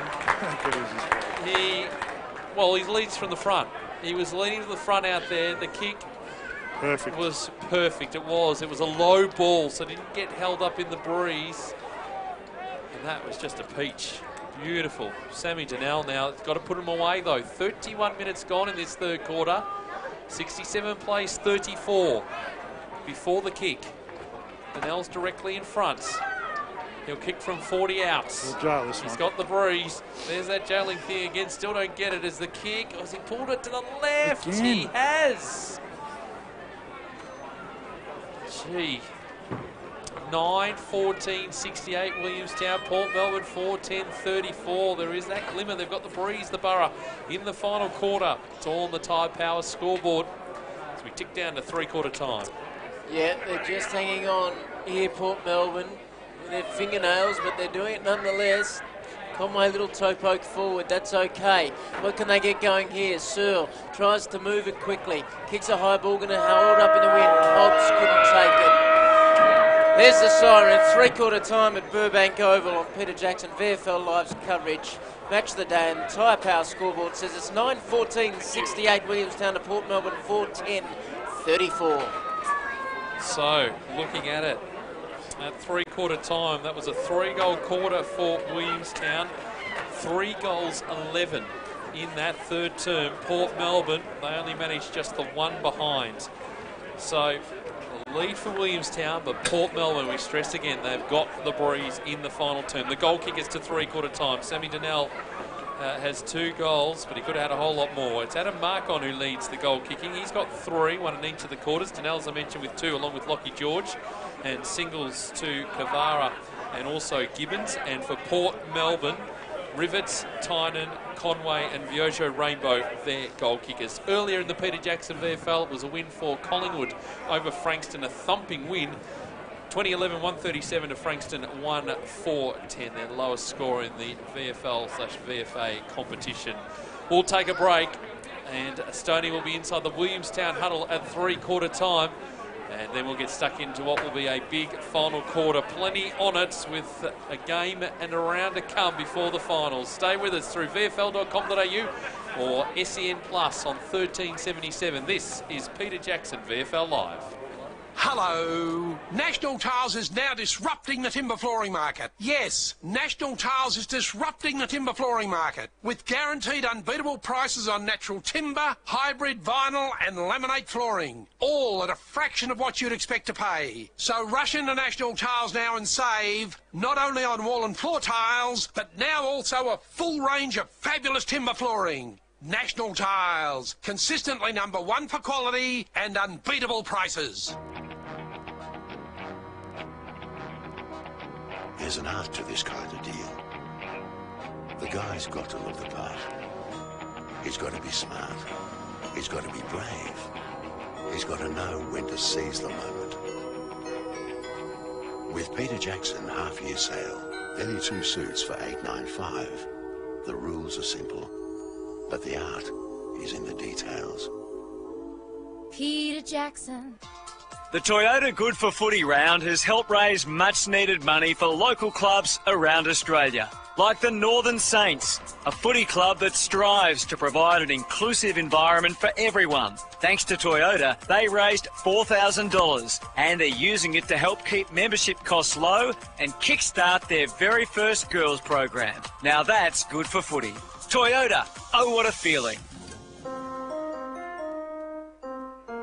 The Anytime Fitness one-day sale is coming on August 22nd. 1 day to say yes to zero joining fee. You'll enjoy the same benefits as other members. 24/7 access to almost 500 clubs and over 1,100 targeted workouts on the Anytime Fitness app. Plus, all the support, equipment and motivation you need. The only difference is you pay nothing to join, but you'll have to be quick. Join online at anytimefitness.com.au/sale or in club, 9 a.m. to 9 p.m. on August 22. Terms and conditions apply. If you're looking for a rewarding career working on cars, trucks, boats and bikes, Kangan Institute is bound to get you there with relevant on-the-job training from expert teachers, not just theory. Start your journey at Kangan Institute's Automotive Centre of Excellence with a pre-apprenticeship from one of Australia's premier automotive training providers. Kangan Institute, bound to industry, bound to succeed. Apply at kangan.edu.au or call 13-KANGAN. Some or all of this training is delivered with Victorian and Commonwealth Government funding. RTO number 3077. We can move the world for you, Camerons. Can do. The iconic Cameron's Can Do yellow trucks are delivering great things for Australia. Cameron's #1 goal is to drive to zero. 0 injuries, 0 damages, 0 unsafe acts. Every team member works together to contribute to a safe working environment and, importantly, a safe community. Drive to zero, a safety vision for all. We can move the world for you, Camerons.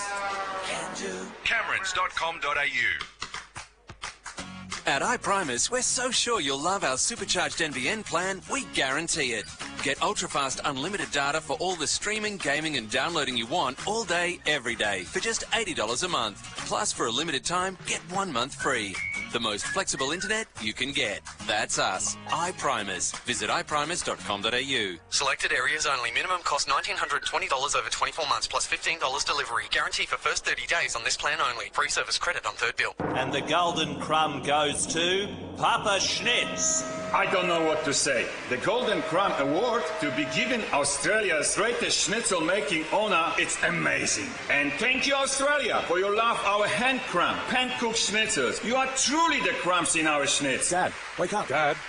What's up? You're daydreaming again. Well, boys, all great things start with a dream. A golden crumb covered dream. Stop dreaming and get into your local schnitz today.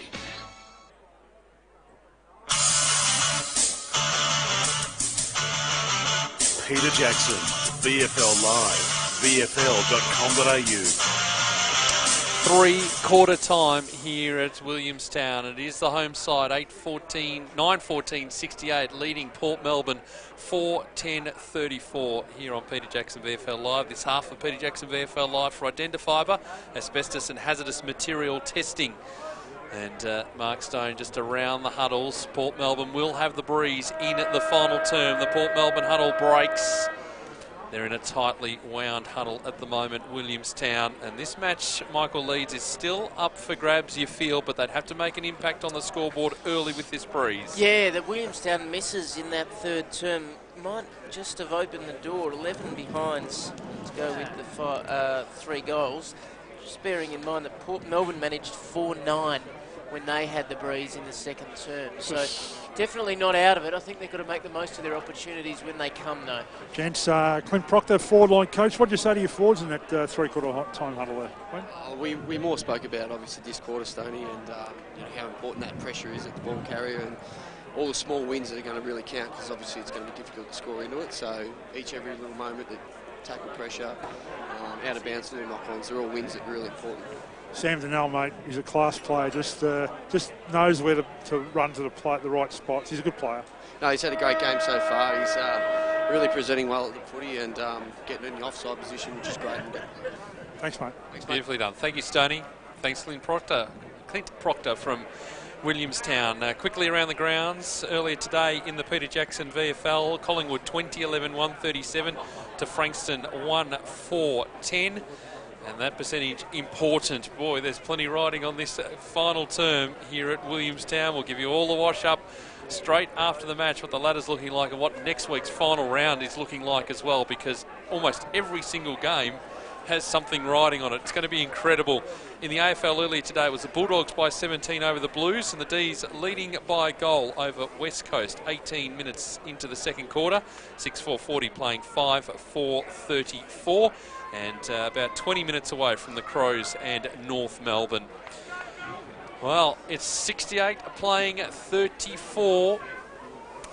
Well, they've got the breeze in the final term here, Port Melbourne. Beautiful sunny conditions again, Stoney, which is great. Look, an Arctic blast coming, boys. Can't Very wait. soon. Away we go in the final quarter. Here's Michael Leeds on Peter Jackson VFL Live. We're back in the middle. These two old foes, very familiar with each other. The dance begins again in the last term. Meese going to work on Haratuku. Rivet, who's been really good today. Now, is he going to get a free kick today? Free kick now, or toss it up? Should have almost got one for the amount of hurt that Meese was about to put on him. The panic factor. Haratuku, Meese down. Well played, Lang got it going to half forward. Coming up was the young Tom O'Sullivan. Tibbett won the day though, got it going towards the wing. Who's going to get there first? It is the Borough. Arnott, his kick smothered. Can they make the most of this foray forward? O'Sullivan, little handball over the top to his namesake, the younger man, around the corner. High ball, deep into the pocket. Now, was Hobbs being held there? He was a couple of metres off the ball. He remonstrates with the umpire now, but it might just not have been in his vision. Looked like he wasn't quite getting the run he might have liked. Ball to be tossed back in. Deep in the forward pocket. Port Melbourne looking for an early one in the last term. Out the back, Pearson got it across.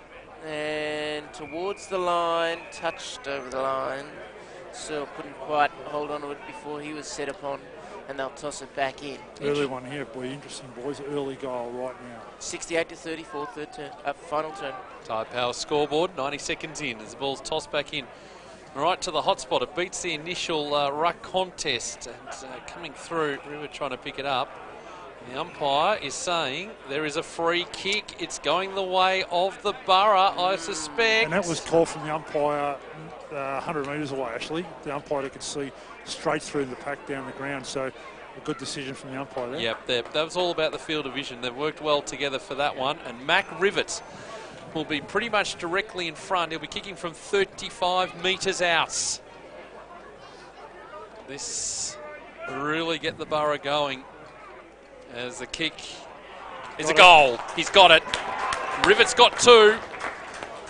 And Port Melbourne reduced the margin. It's now 28 points. 9-14-68 Williamstown. Port Melbourne 5-10-40 2.5 gone in the final term on the Tyre Power scoreboard. Get the power of expert advice at Tyre Power.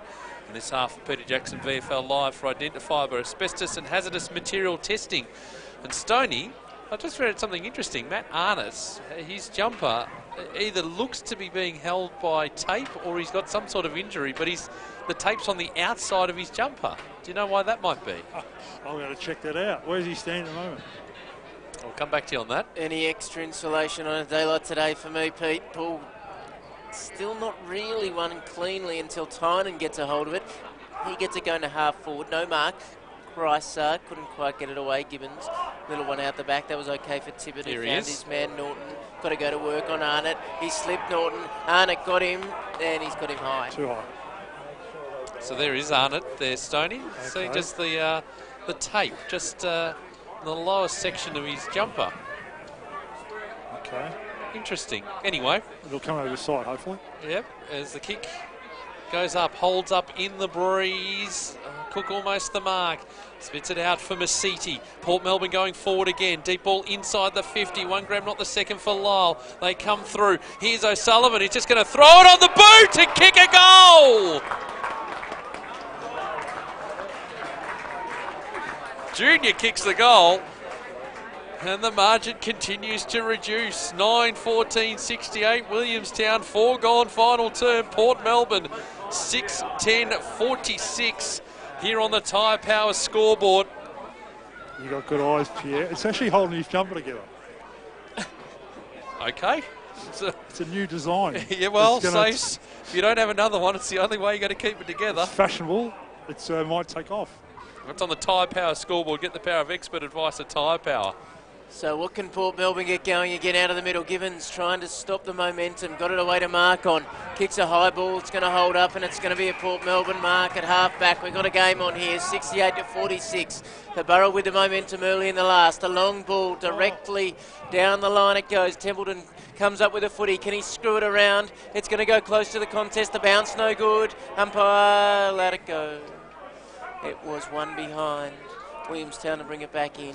6-11-47 to 9-14-68. 5 gone. Final term on the Tyre Power scoreboard. Well, I think he called that a 0-all draw, that little wrestle going on as the ball went over their heads. Come back in. We're going to hug the outer side again. This is going out of bounds on the full. This kick out. That was a boomerang, that one. Just took off, didn't it, Stoney? So looks like Conway to be the man to bring ball back into play when it eventually is retrieved. One of the spectators. How far out is it? Is it Dylan Conway's got the ball? Yes. How far out is he, boys? Well, he's going to. The man on the mark is just on the paint of 50, and Dylan Conway is on the boundary line. Don't think he's going to have the leg for it. Do you think? He could. I reckon he could get the journey. Yeah, hell of a kick. From 55, he gives it absolutely everything. It's a travelling ball. It's not going to be a goal. It's act off hands. Through for a behind. 9-14-68 Williamstown. Port Melbourne 6-12-48. Margin 20. 6 gone final term. Tyre Power scoreboard. You're on Peter Jackson VFL Live on 1377 SEN Plus and video and audio stream through vfl.com.au. Williamstown bring it back in at the back. There's not going to be a mark, but there is first hands from Templeton from the stoppage. High ball right to the line. Front and centre. Dixon couldn't take it. Second time, no good. It's going to come away through Tate. He was well tackled. Bob's got him holding the footy.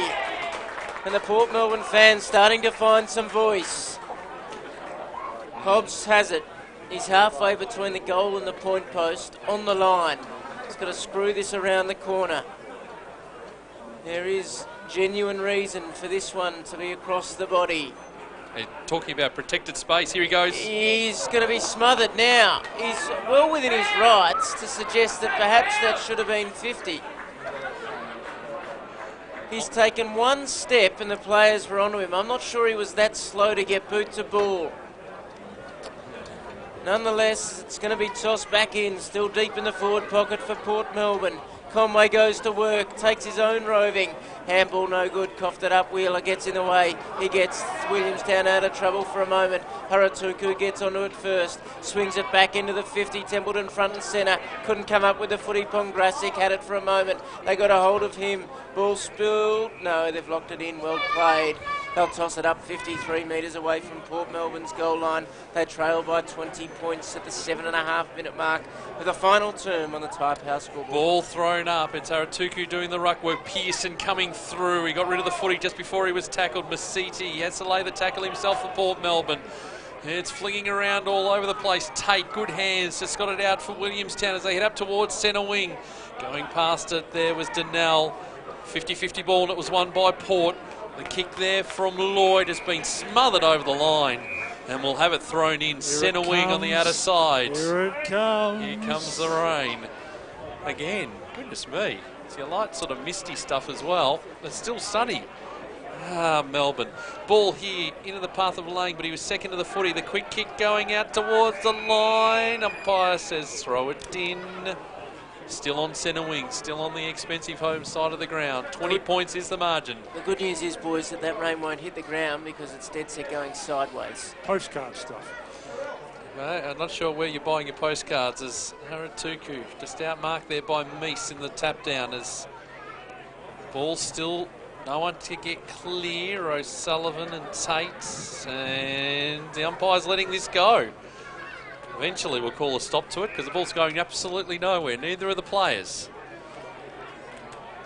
20-point ball game. We'll give you all the percentages. We'll give you all the permutations, Stoney. Love that word. And the wash-up after this game. It's going to be a hell of a final round. I'll give you that much as the ball, again, in disputes. Again, tackling pressure. Again, the umpire waits. Again, we'll have the ball thrown up. Lloyd just picking himself up. Willie Wheeler in the vicinity too. Really good contest between those two. Pongrassic gets it from the ruck contest. It spills free. Bewley got two to beat here. And it's one of those. Bewley picked it up immediately, was tackled into the path of Jolly, but it's near the boundary line and we'll have it thrown in. Just inching ever closer to their goal here, Port Melbourne. 68 plays 48. I'm going to have one more stoppage left in me, Leedsy, then it's all yours. As we wait now for the umpire to toss the ball back in. Meese front position on Aratuku. Taps it to ground. Eventually went behind them in the end as they were wrestling. It spills free. Now a chance. A high ball from Walker. Just going less than the required 15. Tom O'Sullivan, number 4 for Port Melbourne, going and getting the footy. Aratuku there as well. Another stalemate. Tate at the bottom of the pack for Williamstown. They all pick each other up. We'll have it thrown up on the paint of 50 for Port Melbourne. It's Williamstown leading by 20 points. 10 gone, final term, Type House scoreboard. No need to panic just yet, Port fans. They've got the ball at the top of the 50. Good stuff from Willie Wheeler. He's getting this ball out of the trouble zone just for the moment. He emerges with the footy. Half-time, D's by 14 over in Perth. 48 plays 34. Aratuku and Meese coming through. Schultz had a good game. Got it away to Greiser, who heads towards the line. Spills free from the tackle on Lloyd. Back to Schultz around the corner. Oh, Van Unen couldn't take it. It came away. Mark could. He got it to Rodder, and he's got some space. He backtracks now. Swings it around on his left. Can he beat the pack? He does, but Tynan was there. Goes to work on George. Donnell and George kept their feet. Oh, wonderful smother. Terrific stuff from Cook. Still alive for Donnell. He's right on the goal line. No whistle. Williamstown deep in the pocket. Trying to keep it in. Van Unen taken over by Donnell. And they'll toss it back in. Crowd feeling every metre gained from the goals in the last quarter. 11 we've travelled. Wart with the breeze. Trailing by 20 points. Defending now though. Arnott came up with it. Taped and all. He bangs it to the middle of the ground. Out the back. Here's a chance for Searle. He gets goal side. Can he get any clear space? Knocked it for himself. He's got 2 to beat. He's taken the ground. Umpire settled legally. Came to Myers. He goes down the line. George works his man underneath it and the ball's taken over the line. They'll toss it in front of Stoney and Williamstown's bench, but more importantly Stoney. 20 points gone, final term. 20 points, the margin I should say, 12 minutes in the final term. On the Type House score, we'll get the power of expert free advice kick, at Type House. It is a Port Melbourne free kick from the contest. Dixon gets the handball straight across to Masidi. From half-back, they go straight to half-forward. Inside 50. Oh, Conway came in, couldn't take the mark. It's still in a dangerous position. It's eventually cleared. This is Myers who goes Out to the expensive home side of the ground. One-on-one contest, and now got a bit of work. Hook doing the shepherding work. It fell to Van Unen, who kicks again to the hot spot. No one can take the mark. Good pressure again from the Borough attacking players. Being held up here as Arnott managed to get it out. O'Sullivan around one, around two. Slot the handball out. Again, no one can get clean possession. Tippett just paddling it in front of him as the rain comes back again. Works to Jolly, a defensive 50. He's ball too far in front of him. Wolfenden picked it up, but it was taken away from him. Ball heading up towards centre wing. Being held up there by Kavara was Van Unen. He was tackled over the line. It's a free kick because the umpire said that Van Unen wasn't in possession. He's on the boundary line. He's on centre wing here for the Borough as they load up again. 13 minutes gone in this final term. The switch might be on. Masiti takes the mark right in the middle of Williamstown's football ground. He's trying to get around Rodder. He goes one way, then the other. Now he kicks straight up the corridor. It's a high ball. Myers, he couldn't take the mark for Williamstown. They're having to defend grimly. The pack forms. River trying to take it out of there. No one can get clear. Bewley laying the tackle. And in fact, it's Greiser laying the tackle, and the umpire comes in and says, give it to me. As again, the rain comes back. Inside 50 for Port Melbourne. No one can get clear possession. Now it's cleared out of there for the Seagulls. It's heading wide. Rodder from position. We're just trying to push it down there on Phillips. The boundary line wins out and we'll have it thrown back in. 9-14-68 Williamstown. Port Melbourne 6-12-48. And we've gone almost 14 minutes in this final term on the Tyre Power scoreboard, and this half of Peter Jackson VFL Live for Identifier, asbestos and hazardous material testing. Oh, she's a big bubble just to the minute. Plenty of players around it. Can anyone clear?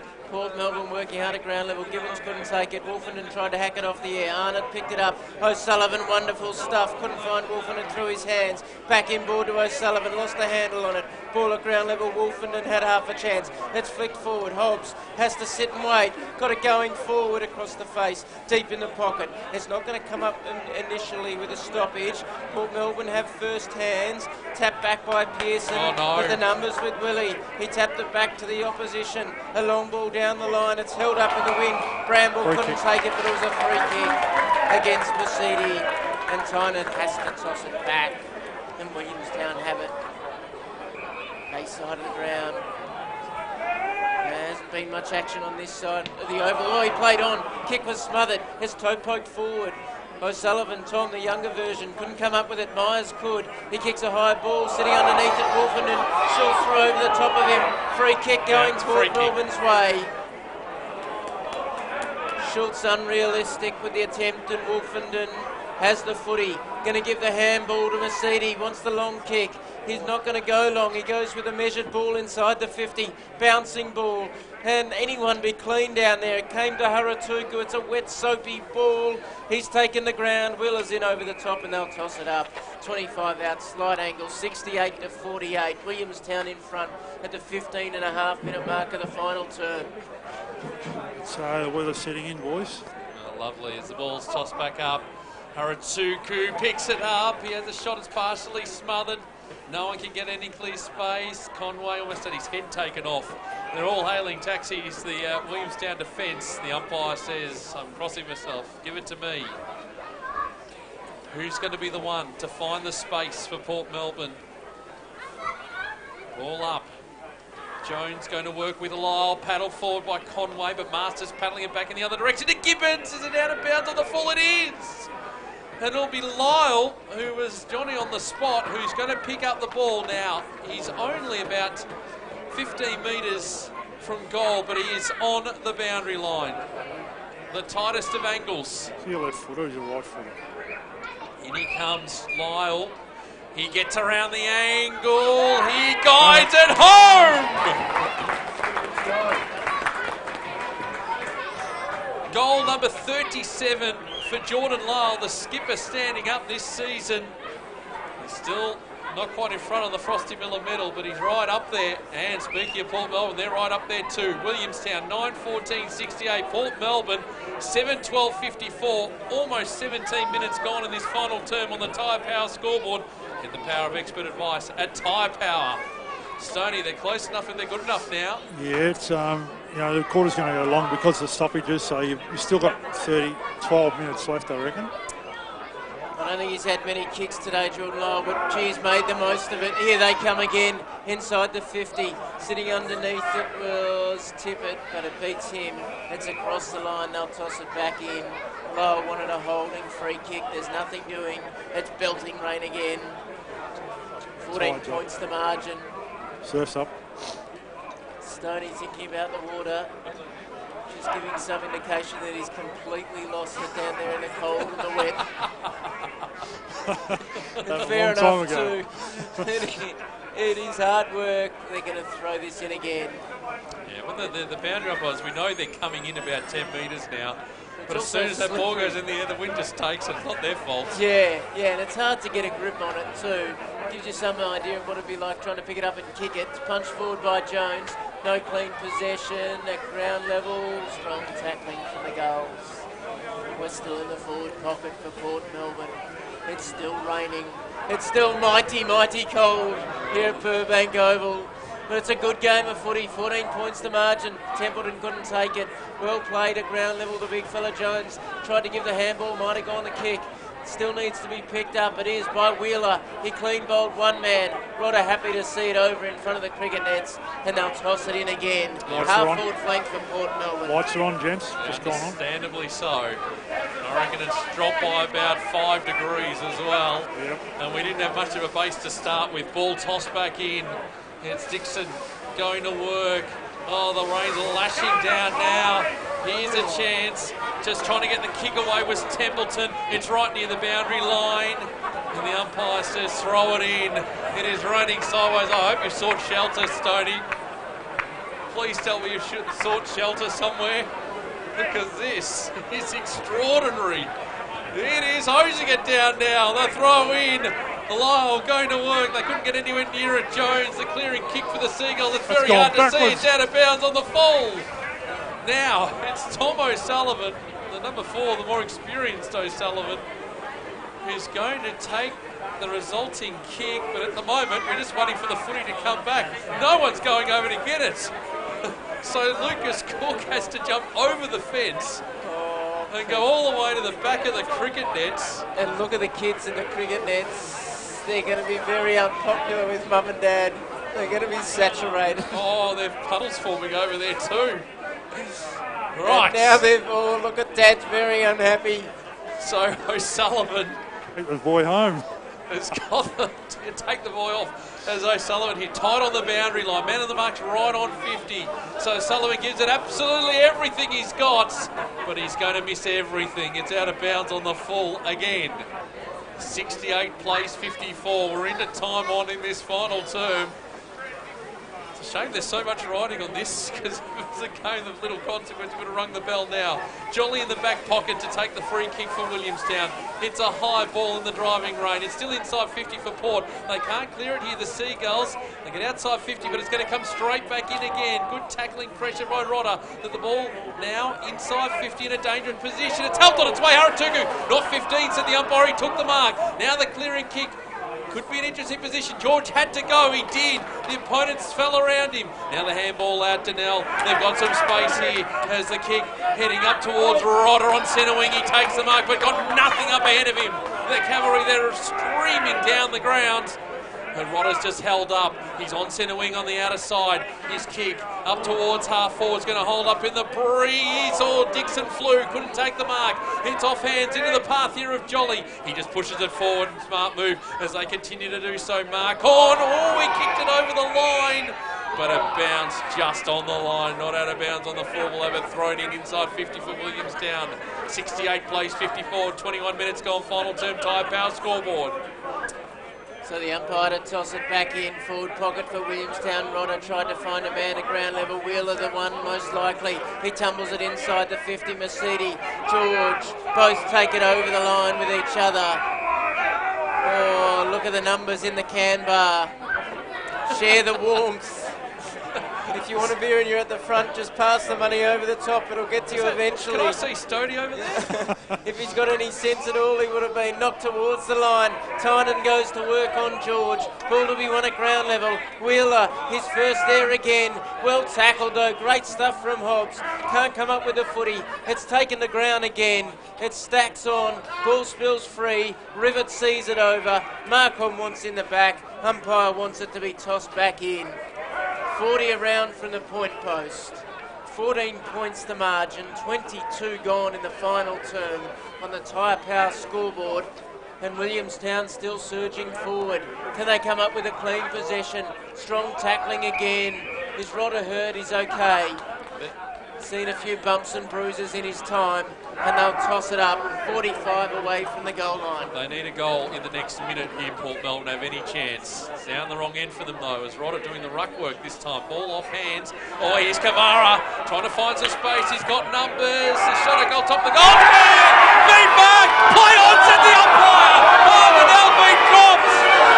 And they all pile it over the back. No one can get clear. It's held up again. Lloyd trying to pick it up. Now, no one can find the space. Gibbons trying to put on the boot. Gojo Rainbow now. George. Shoot! Picks the goal!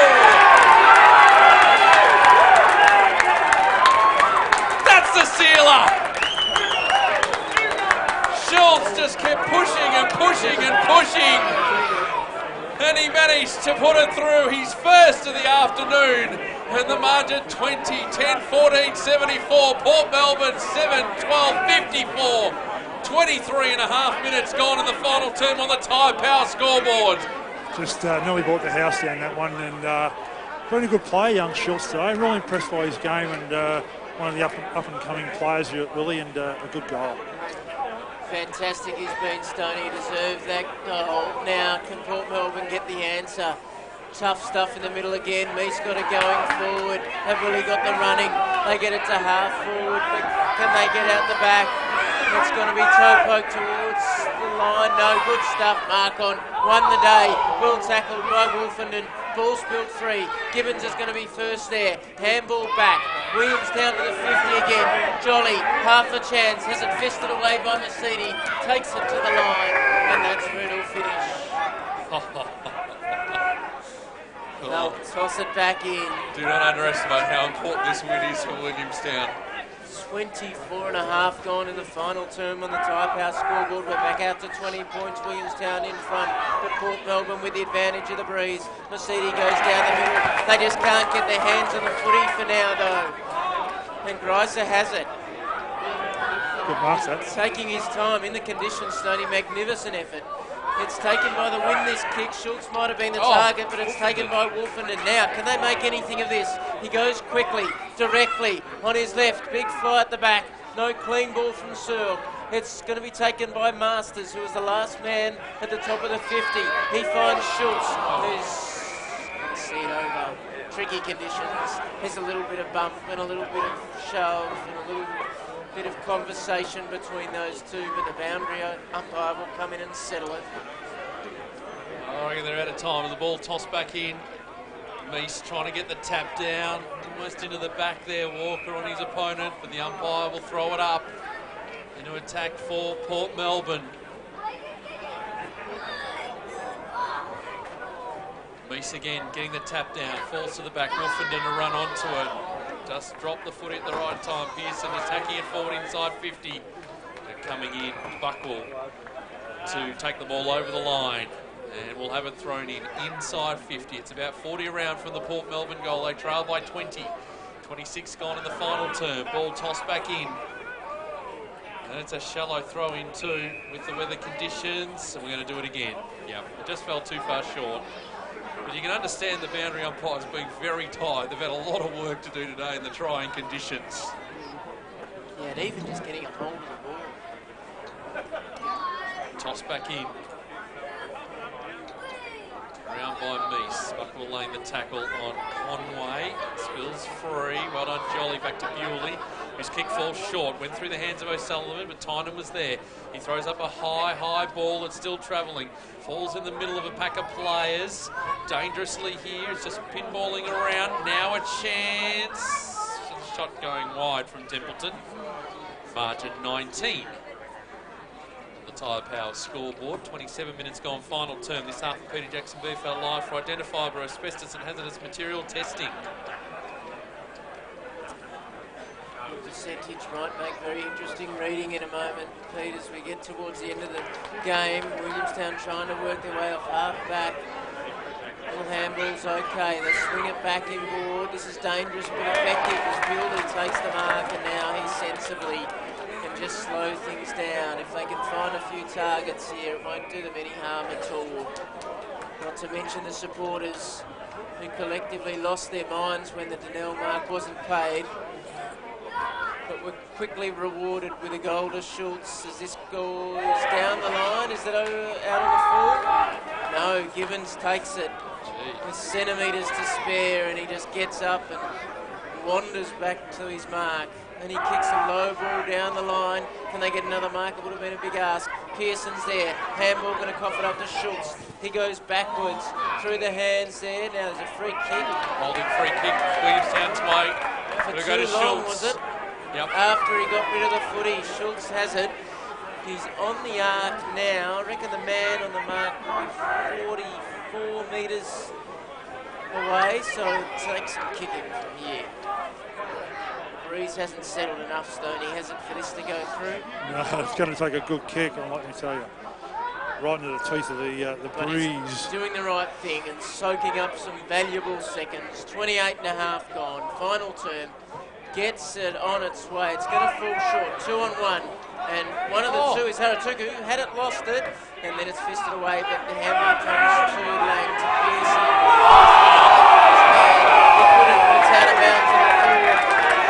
And Donnell now will have a shot from the opposite pocket. I reckon he can kick it from here. I know it's going to be tough. But there's one man who can. The hardest kick in the game. Goalpost. It's going, the breeze is going across the face. It's deep in the left forward pocket. The wind is taking the ball away from the goal face. He takes 3 steps away to his right. It's going to come to the top of the square. There's not going to be a mark. It comes to Tynan. He gets it out of trouble. Fisted towards the line. Good strong stuff from Buckle, who takes it over in front of Conway, and they'll toss it back in. Gee, we will go through the ladder after 20 rounds with 1 remaining. Williamstown in the box seat now for that 4th position on the ladder. Ball tossed back in. Gee, the Rucks having to do a hell of a lot of work. We're going to do it again. Yeah, they had to just make up too much ground, unfortunately, for the boundary umpire. So the boundary umpire's coming in even further just to try and offset the breeze. 74 plays 55. Ball tossed back in again. Bit of push and shove going on. Lockie George there trying to push it through. We're at the point of the square. Attacking side for Williamstown. And the umpire will come in and throw it up. 30 minutes gone, final term. This has been a real slog. The traditional rivals haven't disappointed today, as the ball's just hammered into open space in the middle of the ground. Tynan Haratuku. Tynan just tacked it forward, but Schultz there for Williamstown to mop up. Now the kick going high. Bewley's got a bit of work to do because the cavalry arrive. Van Unen putting the fist in for Port Melbourne. Now they've got some space. Arnott just tacks it on the boot up to centre half forwards. They get the defensive mark. Schultz again takes it and wants to run on as well. His kick going wide, looking for Donnell, who had to put the fist in the end, and now out of bounds on the full. Here's the results from Grasic, just hacking it out of mid-air, but he wasn't looking where he was going. For a little bit of pressure. So the ball to come back in. Port Melbourne. Well, it's been a fine performance, but just struggled up forward today. That's a beautiful juggling mark by Braden Monk. Takes it at half back for the Seagulls. 31 minutes on the clock. 74 plays 55. Williamstown leading. They're going to win this one this afternoon. There's the kick. Goes up the line. Schultz gets his hands to it, but it's fisted over. We'll have it thrown in. The Tyre Power scoreboard this half is brought to you by Identifiable Asbestos and Hazardous Material Testing.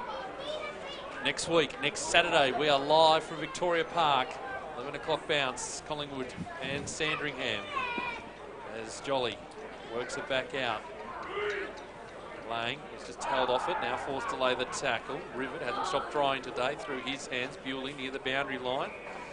It's kicked into the hands of Van Noonen, who was over the line anyway. We'll have it thrown in. So time ticking down.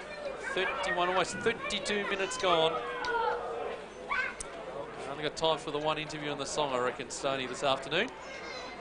Working hard here is Lang, has been trying hard all day. It's worked its way back towards the line. Rivet is there, is assuming not you're happy to, but conceding it's going over. Assuming you're still alive down there, Stoney. Ice swap. just checking. The heater will be on 10 tonight. Some concern that he may have been broadcasting halfway out to the bay a moment ago. I love me windsurfer. When the rain and the wind was really coming in. Here's Arnott. He kicks inside the 50 at the back. Donnell's not going to quite get to him. Templeton's got it front and centre. Around the corner, touched on the line. And just those little disciplined things Williamstown have done so well in this last quarter have held them in great stead. They're going to have a nice win this afternoon, full of merit. They've had to earn it. They lead by 3 goals, 33 minutes travelled in the final term. We'll be pulling calculators and everything out after this one. Give you a sense of the percentage. It's going to be all important. Pack forms on 50 here for Port Melbourne. Again, they just can't get clear. The defence from Williamstown been rock solid this afternoon. Done a great job of it. Not so much the folks on the jumping castle. Is that there? Did not even inflate today, understandable. Sensible. Might have taken a few kids into the bay. A better swimming pool at stages. Ball's tossed back in. Meese getting the tap down. Here's Willie Wheeler just tacking it onto the boot. Oh, working there. Lockie George just buffeted his opponent off the footy.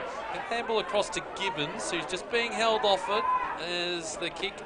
Oh, Willie Wheeler caught one again. He gets back in there into the pack. Now he gets the footy and he's held up. The umpire just allowing this to go on. It's another stalemate and the umpire will throw it up. Not too long to go now as we enter minute 34 of this final term. A long game, but there's been plenty of stoppages. 18 points is the margin. Meese getting the tap down across to Tom O'Sullivan. His handball over the top to another Tom O'Sullivan. Yes, there's 2 Tom O'Sullivans in this team. There's ball bobbling around. The junior of the Tom O'Sullivans picked it up, got it across Conway, and over the line again. We'll have it thrown in. Time continuing to tick down. Well, for Port Melbourne, a date with Footscray next week. And Williamstown, the TV game against Casey. Big games, both. The complexion of the final 8, we won't know until 5 o'clock as the ball here, Cook, putting Port Melbourne back inside 50. He clean bowls the initial pack and plenty of numbers back for Williamstown. They should look to clear. It is a bit dangerous, but eventually they get it back out. Tate kicks away. That is a fighting win from this Williamstown side. And it keeps them inside the top 4 on the Peter Jackson VFL table. Final score here at Williamstown. It's the home side 10-14-74 to Port Melbourne 7-14-56. So in that final term they kicked 1 goal. The goal was to Schultz and 3 goals for Port Melbourne, but it wasn't enough today. 10-14-74 to 7-14-56. Williamstown get the win as they all shake hands out in the middle of the ground. Let's go through the goal kickers. 3 to Adam Markon today, continuing his good form late in the season. 2 to Sammy Donnell and Lockie George, and singles to Kavara, Schultz and Gibbons. And for Port Melbourne, 2 to Mac Rivet, and singles the rest, Tynan, Lyle, Conway, Viojo Rainbow, and the 23rd player, Tom O'Sullivan. 10-14-74 Williamstown. Port Melbourne 7-14-56. And they're in 4th position on the ladder, but now Stoney has with him Joel Tippett. Good, Joel. Home ground advantage, does it come into play here at Williamstown? Yeah, definitely. We get to train in these conditions a little bit. Obviously, gets a bit windy down here, but we're just stoked with that win. We really had to hang on that last quarter, so did it really well. Tough to play in those conditions. I mean, the breeze is pretty breezy one end, and defensive-wise, you have to set up really importantly. Was it a really hard game to play? Yeah, it's kind of like a game of chess, really. We thought we set up really well in that last quarter there, and it was really pleasing to get the win there. And this year we've seen you go forward, mate. What happened there? You go forward, go back? Yeah, a bit of a swing man now. I enjoyed going forward against North Melbourne, so obviously just with our structure, just got to be able to play at both ends now. So the aim, obviously, top four, big game next week, and obviously tell where you're finishing the season. Yeah, that's the goal. We're trying to finish top four, so hopefully next week we can head out to Casey and have a really good crack at it. Thanks, mate. Beautifully done. Thank you, Stoney, with Joel Tippett there. I reckon that's just about it for you too, Stoney, for today. Thank you for all of your work. We're fast running out of time with our broadcast. We'll catch you finals time. Yeah, well, I'm looking forward to it. Looking forward to having you a part of that as Williamstown and Port Melbourne make their way off the ground. 7:14.74 Williamstown. Port Melbourne 7:14.56. A huge roar too, which is great to see from this Williamstown side. The ladder as it stands after 20 rounds with 1 round to come. Casey on top, 56 points. Then comes Richmond and Geelong, and both on 52 points, 158.51 Richmond, Geelong 153.01. In 4th place, Williamstown. That win puts them a game clear of Collingwood and Box Hill, who sit behind them, and then Port Melbourne on 36 points. Then comes Essendon in the 8 on percentage, 32 points, healthy percentage there. Then you got Footscray also on 32 points, just outside of North Melbourne in 10th place on 32 points. And then we've got Werribee, the Northern Blues, Sandringham, Frankston and Coburg. Collingwood's big win, giving them plenty of percentage for next week. Our game will be Collingwood and Sandringham. We'll have that from Victoria Park. We'll be on air from 10, bounce from 11. The other games, Footscray and Port Melbourne. Essendon and the Northern Blues. Werribee taking on North Melbourne. They could decide the Frosty Miller medal, by the way, with Jordan Lyle only kicking the 1 goal. Box Hill face Geelong, and Frankston taking on Richmond, and the Casey Demons take on Williamstown, with Coburg ending the season with the bye. And that'll be the TV game, Casey and Williamstown. But our game, Collingwood and Sandringham. It's been a big day, Leedsy. We're going to go and warm up. Amen. Yes, I think we're all in agreement. Thank you to everyone who was a part of the broadcast today. Big win for Williamstown over Port Melbourne. Keep an eye on VFL.com.au for everything else, and we'll catch you next week on Peter Jackson, VFL Live. Hello, Gary Lyon here, introducing your 5-minute tyre safety check at Tyre Power. Let me tell you, the Tyre Power 5-minute safety check might be the best thing you ever do.